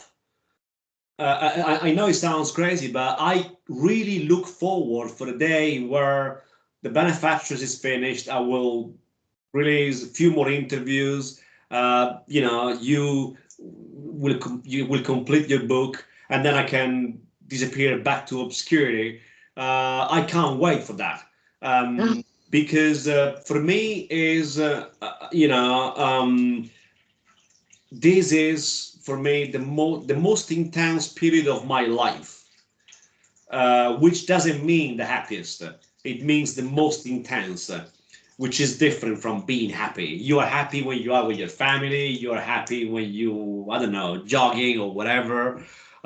In my case, it's not about happiness. I know there are many filmmakers out there, probably most, who are very happy of doing what they're doing. God bless them. I'm happy for them, but I'm not one of them. For me, it's about pain. Every time I create, I honestly, bleed from my soul, and I really feel shattered, and I go like, fuck, why, so it's not about happiness. That's why for me to have a woman, meaning you, writing the book, allows me, put it this way, Del, there was no way I would have told you all those things if you were a man, because with a man, my attitude is very different. It's very immediate, even online with some of the folks, it's different. It's very much in the moment. With a woman is more in depth. I can open myself a lot more, and if that person, in the case, like yourself, has an understanding of mental illness, that to me is the cherry on the cake. It means like, wow, I found my ultimate muse, which is you. And I'm not saying this just to be nice. I'm Oh saying this wow. because there is no way I could express myself to the level I do with you if you didn't have these characteristics. Having said this, um, the Benefactress is, like I said, the ultimate level where I know 100% that if I will carry on, my craft as a filmmaker will be more and more accurate, more and more in detail. I mean, Corporate Torment alone, which is 19 minutes long, so it's not 1 hour like Darius, it's only 19 minutes, and it took almost not the same time, less obviously, but nearly the same amount of time of editing like Darius. And that was a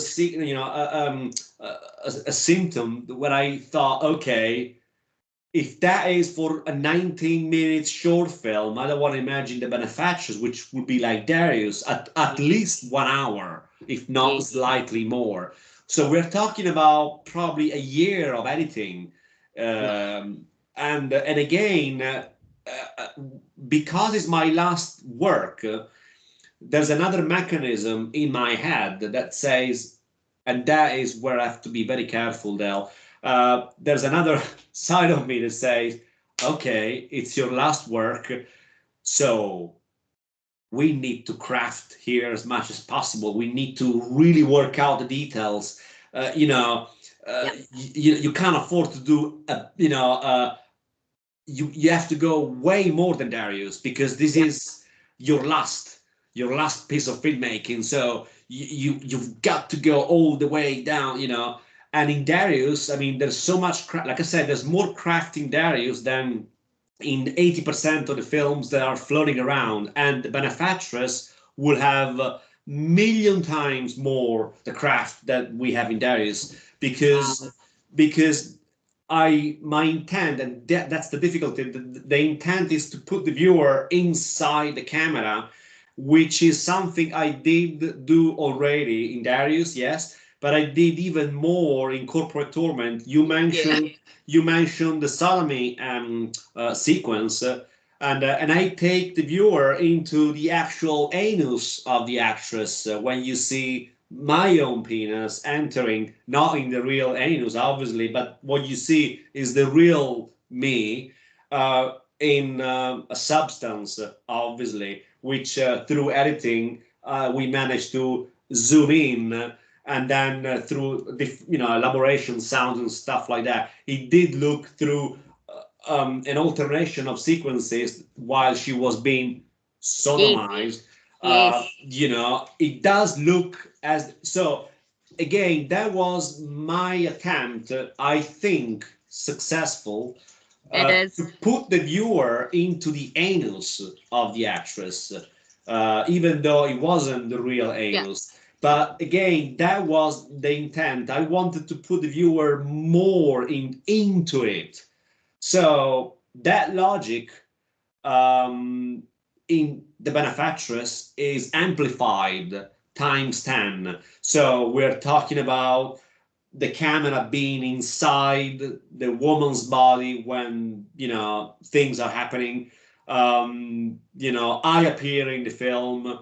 You can see the reflection on the mirror of the filmmaker himself, meaning me, doing things to himself whilst the reflection of the mirror is showing what's going on behind me with the other actresses.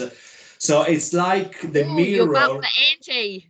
You've Sorry. upped the ante. You've upped the ante. Yeah, I mean, it's like it's like being in a mirror, in a room full of mirrors, and the camera is showing all these images of things happening, and again, like I say, my intent with the Benefactress is to completely eliminate, totally eliminate the the dividing line between audience and film. Right. So, I mean, I've been trying so hard to erase that line. And in Darius, I partially erased that line. In Corporate Torment, I partially erased that line. In The Benefactress, I intend to completely get rid of that line and Oh dear. to put the viewer into the film. So that's the ultimate form of meta cinema, which and it's not about techniques. It's about vision. It's about, okay, how can I put people in here in my head? So it's not about camera. That's why I say this is not about my cinema. It's not about film school.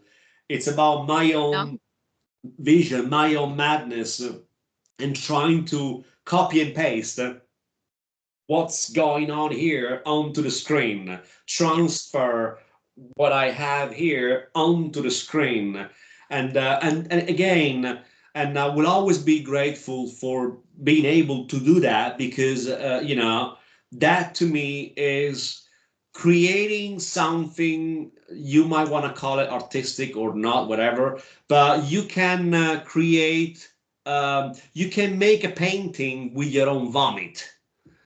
Yeah, of course. You can either waste your vomit in the toilet, or you can buy yourself a canvas, a white canvas somewhere. You can vomit on it, and then you start painting on it, and then perhaps you can ejaculate on it, and then start painting on it. So all of these substances, you are making use of them. You are Yeah. not wasting them. And even if there's some blood, you cut yourself, and you're not going to waste it. You're going to put that blood onto the canvas, and then with another paintbrush, you start painting. And that's how I envision my cinema.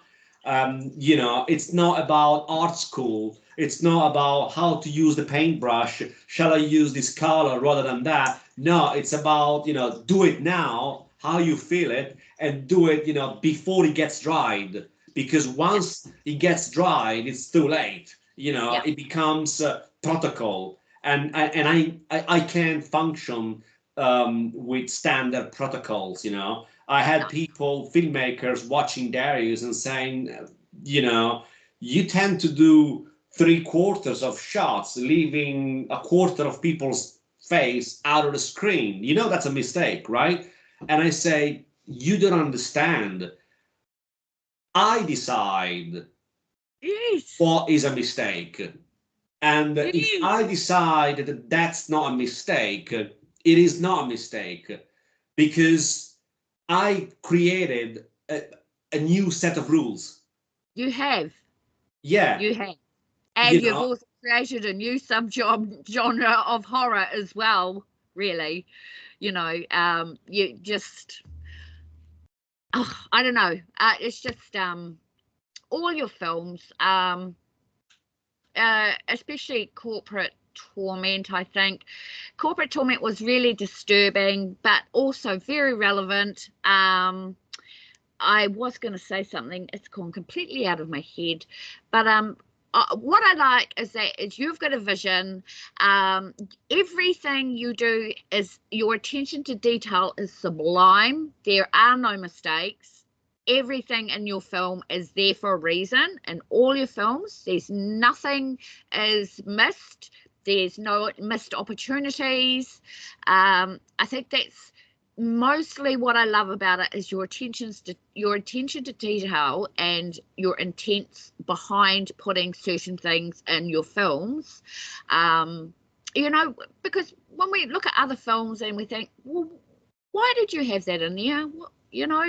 But with yours, it's like, okay, I know why that was there. That's why that's there. That's there to push that narrative. If that wasn't there, we wouldn't have this happen. So it's cause and effect. You seem to have nailed that. So yeah, really looking forward to the Benefactress. I know you're going to be stressed out. Is it 2 days of shooting or 2 or 3 days of shooting? I mean, far out. it would be 2 days of shooting. We will be using a house in central London. Um,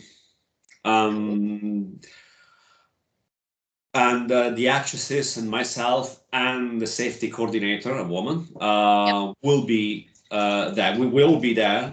We will sleep there. We will stay Let me there for. just interrupt you just for a second here. I just want everyone to know that there is okay, before you jump on the bandwagon, there are Guerrilla does have a safety person with him, okay, at all times. There is a female who is the safety person with all these scenes that you have seen. So please don't come back at us with anything like that, because you know, he might not do things in the right way, but he does do this in the right way. Okay, so all right, carry on. Yeah, I mean, Juicy X was bluntly clear. I Yes. can't remember if it was in your interview or the interview with Travis Bruce for the Horror Realm podcast. She actually said very clearly, Metropolitana works with a safety coordinator present, Yep, you know, that was my on interview. location. Yep. So, absolutely, I Yep. wouldn't. I mean, put it this way, Del. I don't feel comfortable Yes.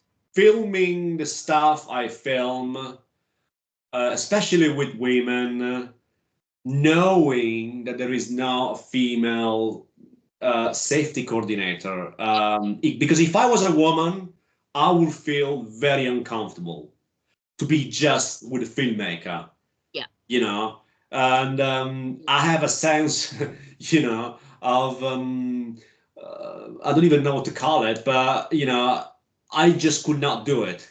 I could not be in the same room with one actress alone and film the stuff that I film and Yeah, feel because okay. potentially that's dangerous for you to be in that I don't situation as feel a filmmaker. comfortable. I don't Yeah. feel comfortable at all. Yeah. You know, not one bit. No. I need to have a female safety coordinator. Even when I was filming Darius Yep. with the other actress, she was there all the time, you know, Mhm. and yeah, absolutely. And, Yep. you know, but when we would be filming the Benefactress, there would be myself, the female safety coordinator, and the actresses Yeah. on location for 2 days, possibly three. It will be hard work. It will be hard work Yes. because um, uh, mm, I can't split a film into weeks and weeks and weeks of shooting. I'm not able to do that. I have to work, you know. I mean, if it was for me, I would be shooting the entire film in one day. But I know Juicy, and she will kill me if I ask her to film everything in one day. She will just hang me by the, you know. She will just, you know, I'm gonna kill you, you know. But my initial intent was to do that. And then Yep. someone said, don't do it with Juicy because she will hang you by the balls, you know. And so that's how we decided to, you know, rent the place and stay there for a Yep. couple of days, couple of nights. You know, there will be, you know, no inhibition. Yep. So no inhibition whatsoever. I really warned the actresses Yep. that I would be, you know, filming certain things. I would be in the film. I would be naked. I would be, you know, they would be naked. You know, it would be. We let, you know, inhibition out the window.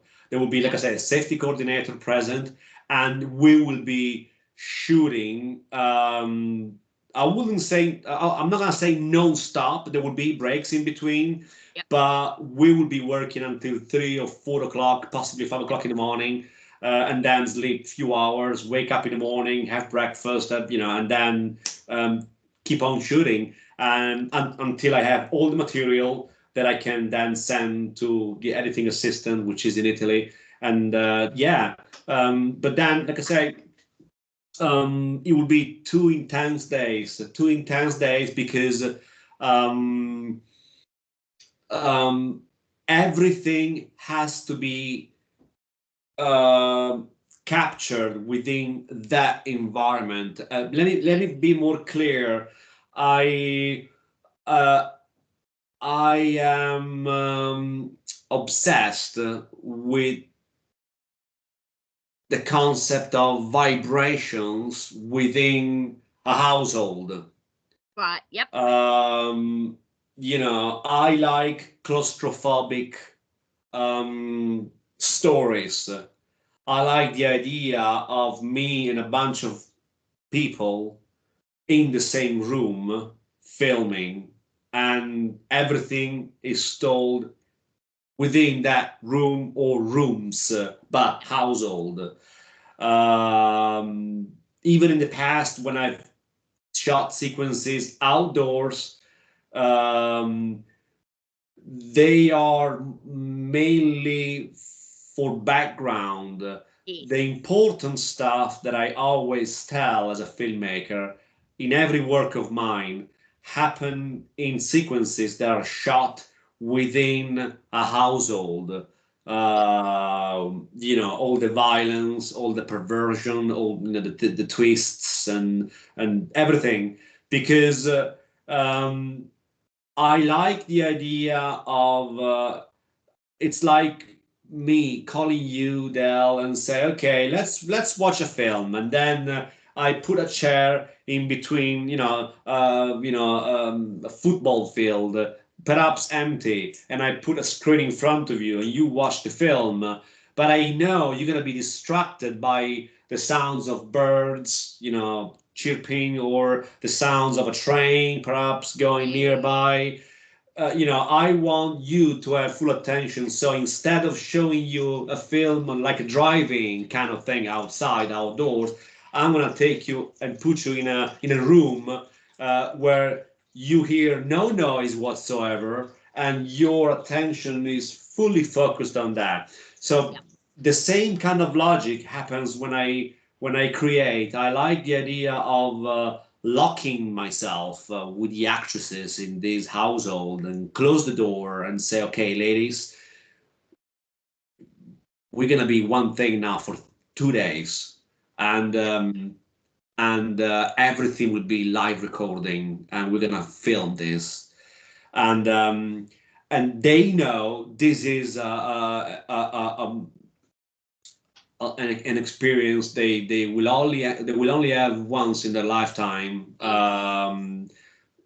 They two of those actresses are they are working as actresses with their real names, Yep. so they will move on with their career, which is completely different from the Benefactress. And for me it would be the last thing, and for them would be the only thing of this kind in their life and career. So nobody amongst their friends or the audience of their works outside will ever know about this film. So this is like a secret lava that they It keep is, isn't it? in the closet, Yeah. and that's why they can feel the vibes. I can feel the vibes.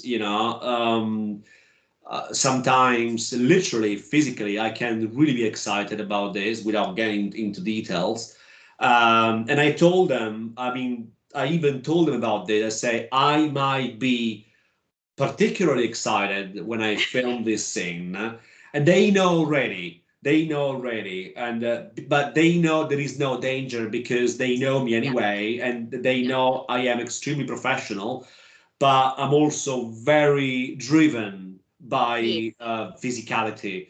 Yep. So obviously that is not an element that I can just throw out the window, because he No. has to be in the film. He has to be in the film. So this is a film that everybody involved, especially the actresses, are doing, knowing that this is a one-time thing in their Yep. life, and then after this, they will probably never see me again. I might be occasional contact, but they will probably never see me again. I will always love them because they are the women that allowed me. I will always love them. I mean, I regard my actresses, especially these ones from the Benefactress, as my my mistresses, you love your mistress. Even you love your mistress. You will always keep your mistress in your heart. You go beyond morality. You go like, I will never forget you for this. I will always love you for allowing me to do this, because they're putting their persons in this thing. They are giving me the go. They are saying, okay, Metropolitana, we give you permission to do this. So for me, it's such an honor to have these actresses who are great actresses, and to allow me to do that, and that means they trust me. So for all those people who might think bad stuff, they can't say nothing, because it's the actresses who are giving me the green light, because they trust me, and they will never trust me if I was not worth trusting. No. To me, it's about the vision. It's not about second Sexual. things going on. To me, it's about the vision, and and the fact that we're doing this film, and especially, like I say, with the idea this is a one-time thing, so let's go wild. Yeah. And it gives you an incredible sense of artistic freedom, because it's like a bank robbery. You go like, okay, let's do it only for once. Obviously, in this specific case, for me, there's a deeper meaning, obviously, but there's also that aspect which is very important, which allows me to really go wild, even a lot more than Darius, because the actresses from Darius, they were great, but I was not ready to go to that territory in which I will go now with the Benefactress. I was not ready, so I could not have these actresses before, but I can now. It was a progression. The first actress I had, Madame So, brilliant. She was the first one, and with her, I started the first references of what later I was gonna go. The type of cinema I was going to create later on, and then the following actresses, and of course Darius. A higher level, and this now it's an even higher level. It's a progression. It's a progression, and to me, it's a blessing. It's a true blessing. And after that, like I say, it will be your book. It will be the audience over the years. It will be the companies distributing my only two films. It will be the time do the rest of whatever legacy or whatever you want to call it.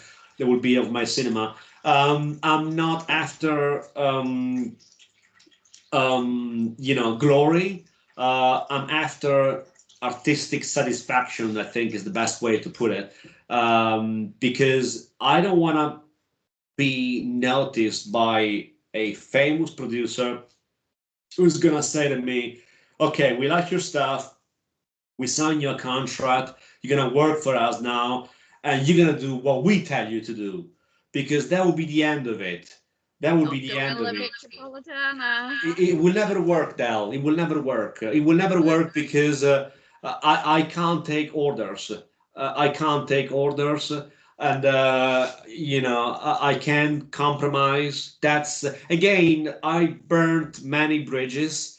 Even here in Britain, I burnt many bridges because I can't shut up. I mean, a good example, which is mentioned in the book, by the way, not by the name to avoid lawsuits, but a guy who runs some horror festivals here, a guy that has 6 chins, literally, is an English guy.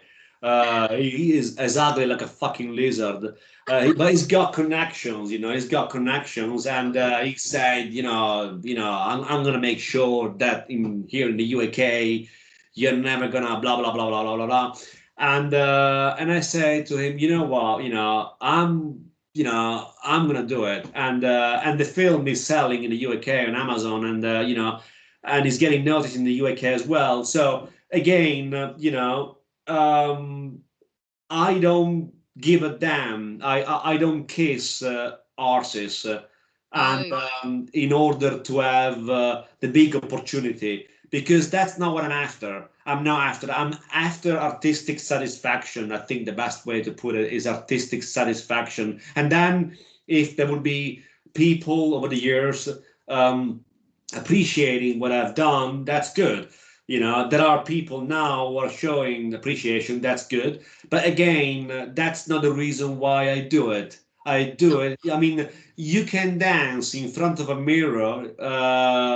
You can do ballet in front of a mirror, and you are in ecstasy, not because people are watching you, but because you are in the perfect relationship with your ballet. Yes. Then obviously, if there are people watching you and appreciating what you're doing, that's even better. But that's Yeah. not the aim. So No. that's my attitude. The attitude is I do it for myself. Yeah. Then if people like what I do, I am over the moon. And Yeah. if there are some people who don't like what I do, that's okay. I don't, but I do know, like I say, I do know one thing, that the people who like my cinema, they truly like it. They don't, in fact, I mean, like I say, you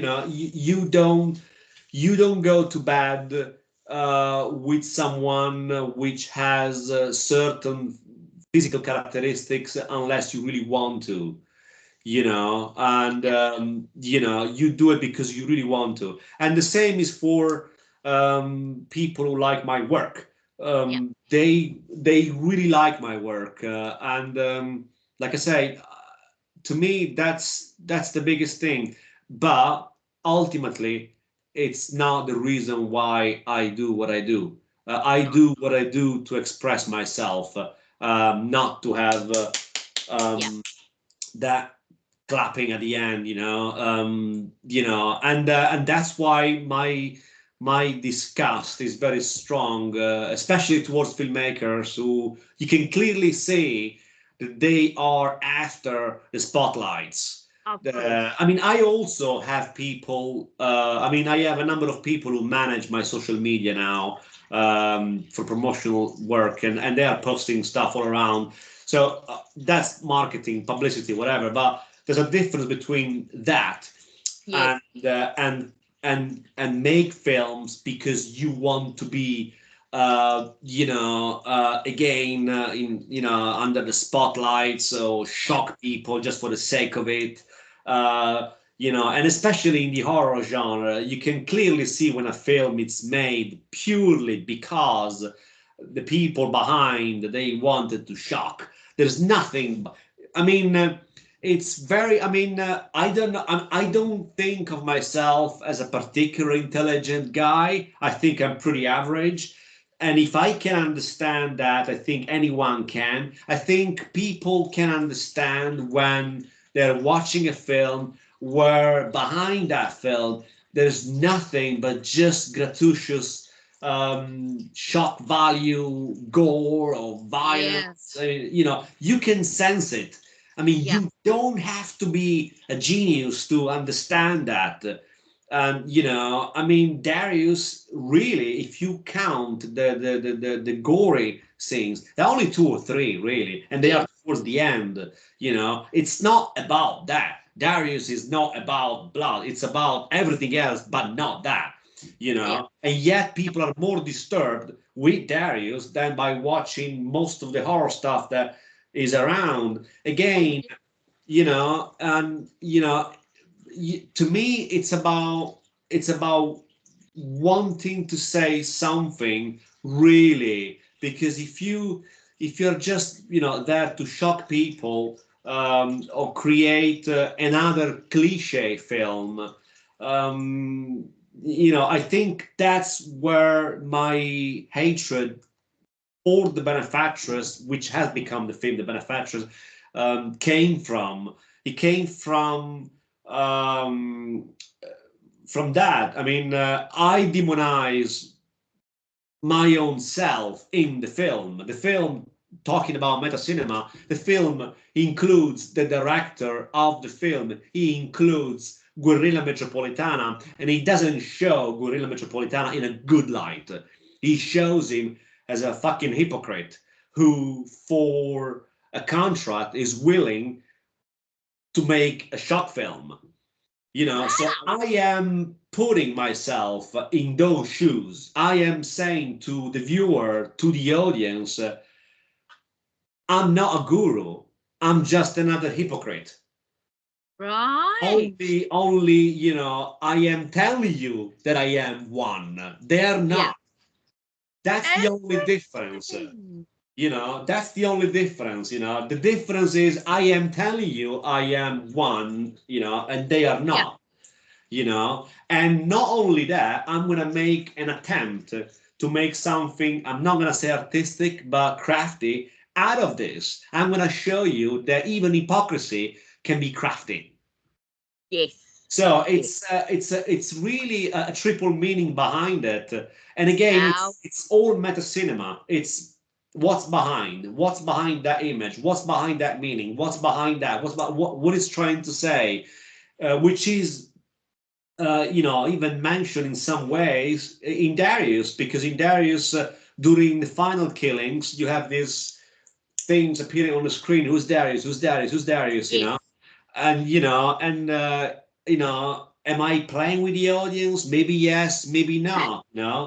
You know, and again, the end, madness and syphilis have never been so good. People have been trying to figure it out. What does it mean? You know, you decide what it means. You know, with the benefactress, I go deeper, and I'm going to show that filmmakers are the biggest hypocrites on the planet. You know, just because they are honest in what they do, some, not all, it doesn't mean that they are not hypocrites. They are hypocrites, and I am the most hypocritical of all, you know. And I'm going to show that into a film, you know. Wow. So, yeah, that's the attempt. My goodness, it sounds like it's going to be mind-blowing. We have to wait and wait and wait for it. Oh, damn. While we're waiting, I'll be busily writing away, doing my book, doing my biography. Oh, yay. I really, really admire you and thank you for taking, you know, this project of the book, you know, and accepting this project. And I've seen your reviews again, 7 times, eight times out of 10. When I read a review, an accurate review, or even not so accurate review, 7 times out of 10, I can tell if that review is being written by a man or a woman. And the review of Darius that you wrote was so amazing because, you know, you analyze the film. There's one point where you say, and I will never forget that, you say, I don't know if this film was intended for a male audience. There's one at one point you use those words, you know, and you know, and that can only come from a woman. That statement can only come from a woman, but not only that, Del, that can only come from a woman who wants to know what's going on in that film. And she's not accepting the outside package of the film, which might look as misogynistic. So she said, either this film was made by a male audience because women are mistreated, or there's something deeper, and you went deeper Yep. in your review. And that's Yeah. why I said I knew it was you, but even if I didn't know it was you, I would have known that there was a woman who wrote that, because women write, think, speak different, in a Mm. different way from men. Yeah. Um, there have been some good reviews, many good reviews in Yeah. fact, from men about Darius, but the best ones have been written by women. There is no Yeah. doubt. And your review is very, very accurate because, like I said, it's not about the actual orgasm, it's about the preliminaries. And Yes. men are not good at that. No. Women, they go through the entire process, and the deconstruction, which is a new word in a dictionary, did not exist until 20 years ago. Yes. Deconstruction. Men are not so good at deconstructing things because it's not, generally speaking, it's not in their DNA. That's right. Women can deconstruct for a simple reason because women can be multitask because their Yes. mind is structured differently. So for them, it's easier, not because they're better, but because No. they are biologically different. They can um, compartmentalize A from B, from C, from D, and so on. We can't do that. Man No. can do that, and again, that reflects in the way people review a film. And Yes. again, that's why there was a woman, an English woman, who reviewed one of my early works, and she wrote a very awful review. And I thought, okay, you know, to me, you are the lowest of the human, and I mean, to have a woman of such mediocre mindset is the worst thing ever. Oh yeah. I can forgive a man, but I could never forgive a woman for being mediocre because and we're going back to what I said earlier, I expect a lot from women. Mm. And when a woman comes out with mediocre words, liquidating the film, calling it Yeah. simply as bizarre, strange, and that's it, and you don't go deeper, and Right. you are a woman, it means that you are a woman only, because, you don't have a penis. Yeah. But other than that, you are just like a man. Yeah. You are not different from man. You are just another man, only without a penis. You are Yeah. very limited. And Yeah. that is probably one of the most disgusting things I could ever deal with. Mediocre women, they revolt me. Yeah. Politically correct women, they revolt me. Ideological women, they revolt me. I like women who are really capable of using all of their sensors as women, and understand nature from the concept of Darwinism to the concept of Christianity and aliens, to understand a wider spectrum of things, Yeah. but to be limited in a very narrow minded approach, and being a woman, and review a film. This is nothing to do with liking my film.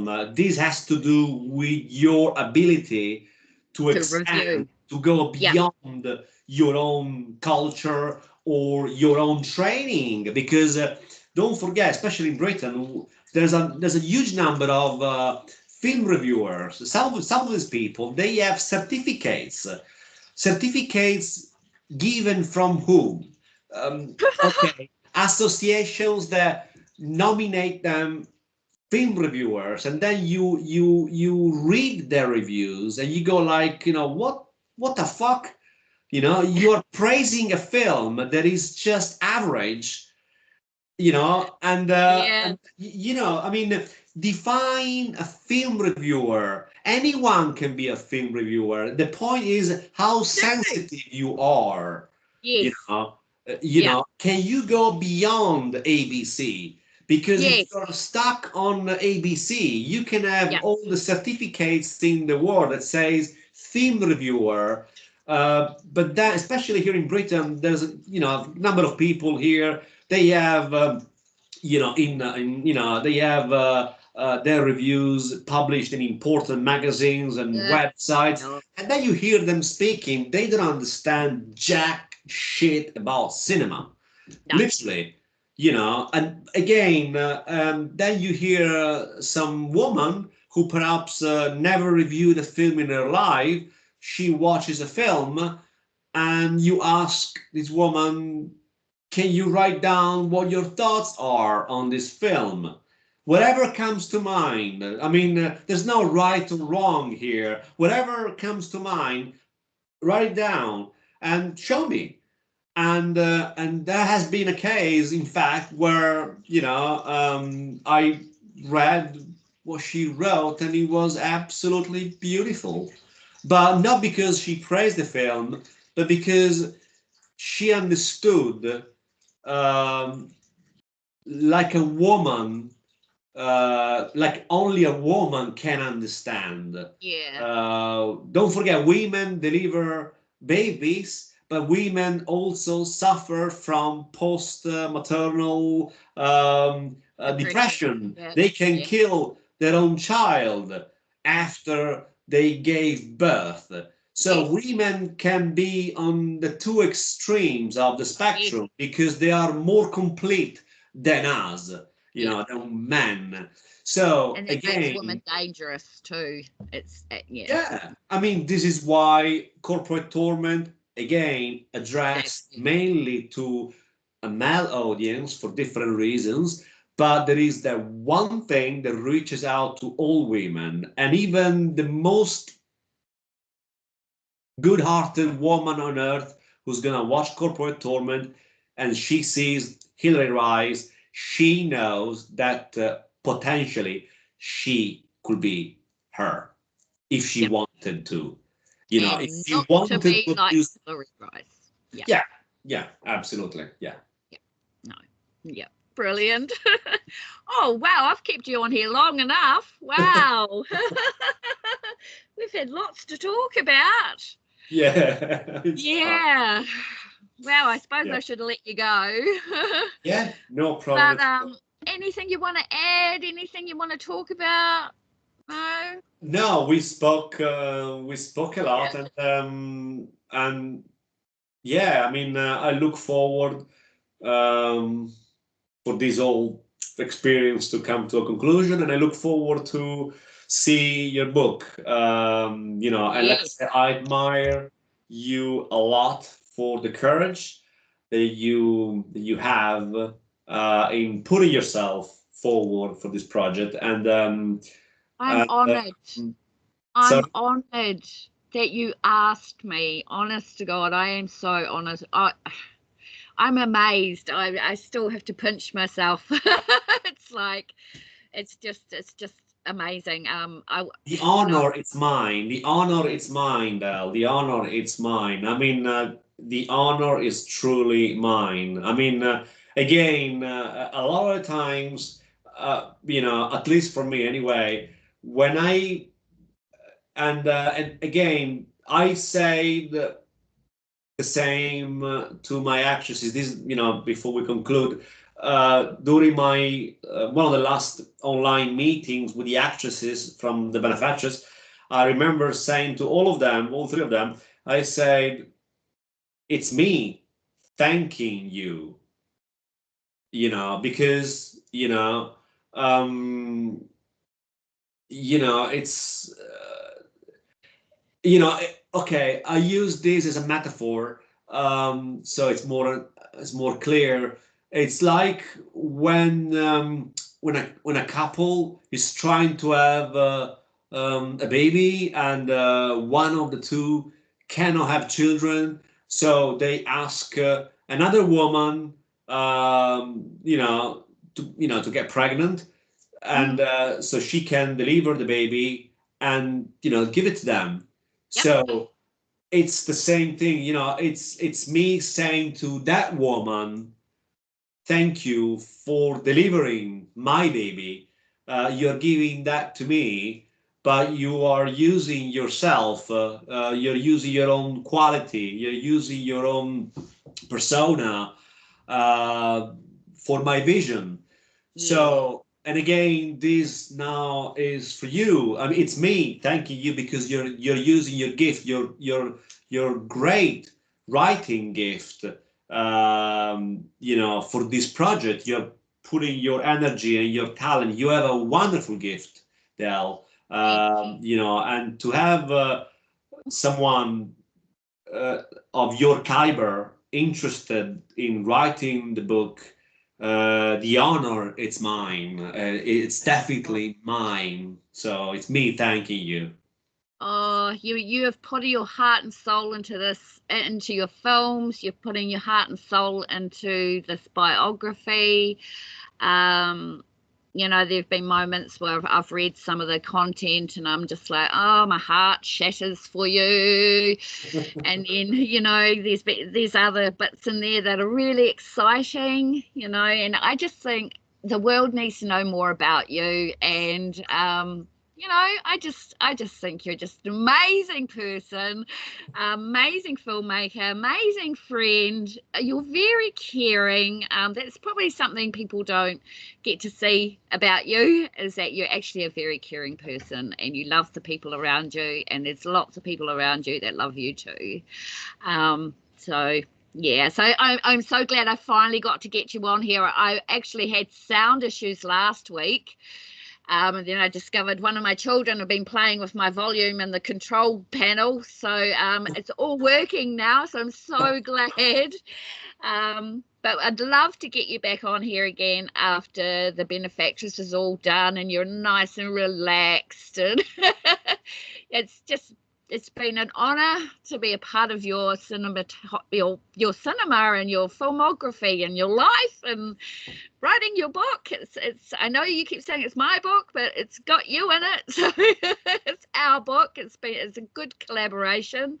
And yeah, I'm just so glad that we got to do this. And everyone, I'm going to have in the descriptions where to find bits. My special superhero, what have we got there? The Baron and the Harpsichord and the Censor, and Darius is somewhere else, but I'm going to try and put a link in the description. Corporate Torment, It Burns Like Hell is not ready yet. It's doing the circuit. And then Guerrilla is going to be doing the Benefactress, which could take about a year to edit. So it might not be out till 2025 at the earliest. Yeah, I mean, 2025. It would be out 2025. I mean, I already spoke to the current distribution companies. They already have Darius. They are interested. So they are, there are other distribution companies also. They are interested in this film. But again, this is a film that will scare a lot of distribution companies because of the extreme sexual content. And so let's see what happens. But like I said, it'll all go well. It's a film that you cross the line, do you? Yeah. It's a film that people who will, companies that will buy it, it's because they really want to buy this thing. Right. You don't buy as a company a film like The Benefactress just by chance. No. Because but yeah. And like I said, the book that you're preparing would be an opportunity. Like I said, I think the book is even more important than the actual films, because the book will give an insight to people to understand why I did what I did in such a short period of time, and you know, and perhaps people who never came across with my work now, perhaps they will one day by reading your book, because Yeah. that's what books often do. They, Yeah. they pave the way for people who, might know something, but then thanks to that particular book, now they do know, and they might Yeah. want to go back and see, and Yes. Well, I hope so. Oh, awesome. Hey, thank you so much for coming on here. And yeah, good luck with everything. Obviously, we'll stay in touch. I'll have a little word to you after we finish here. And well, thank you for coming on. And everybody, this has been Guerrilla Metropolitana. Yes, I've been going on and on and on about Guerrilla for God knows how long now, because he's just awesome. And down in the description will be, like I said, links to his YouTube channel where he's got some stuff on there, and hopefully Corporate Torment might make it on there soon, eh? We'll see if it does. November. Let's see if we can put it on YouTube. See. If not, Yeah. we'll have to find a way of getting it out there anyway. So Yeah. All right then, my friend. We'll catch you later, eh? Thank you so much, everyone, for watching. And yeah, keep an eye out for this guy because he's going places. Thank you so much, Guerrilla. Okay. Thank you so much for having me. Thank All you. right. Thank you. We'll take care. See you now. Bye. See you.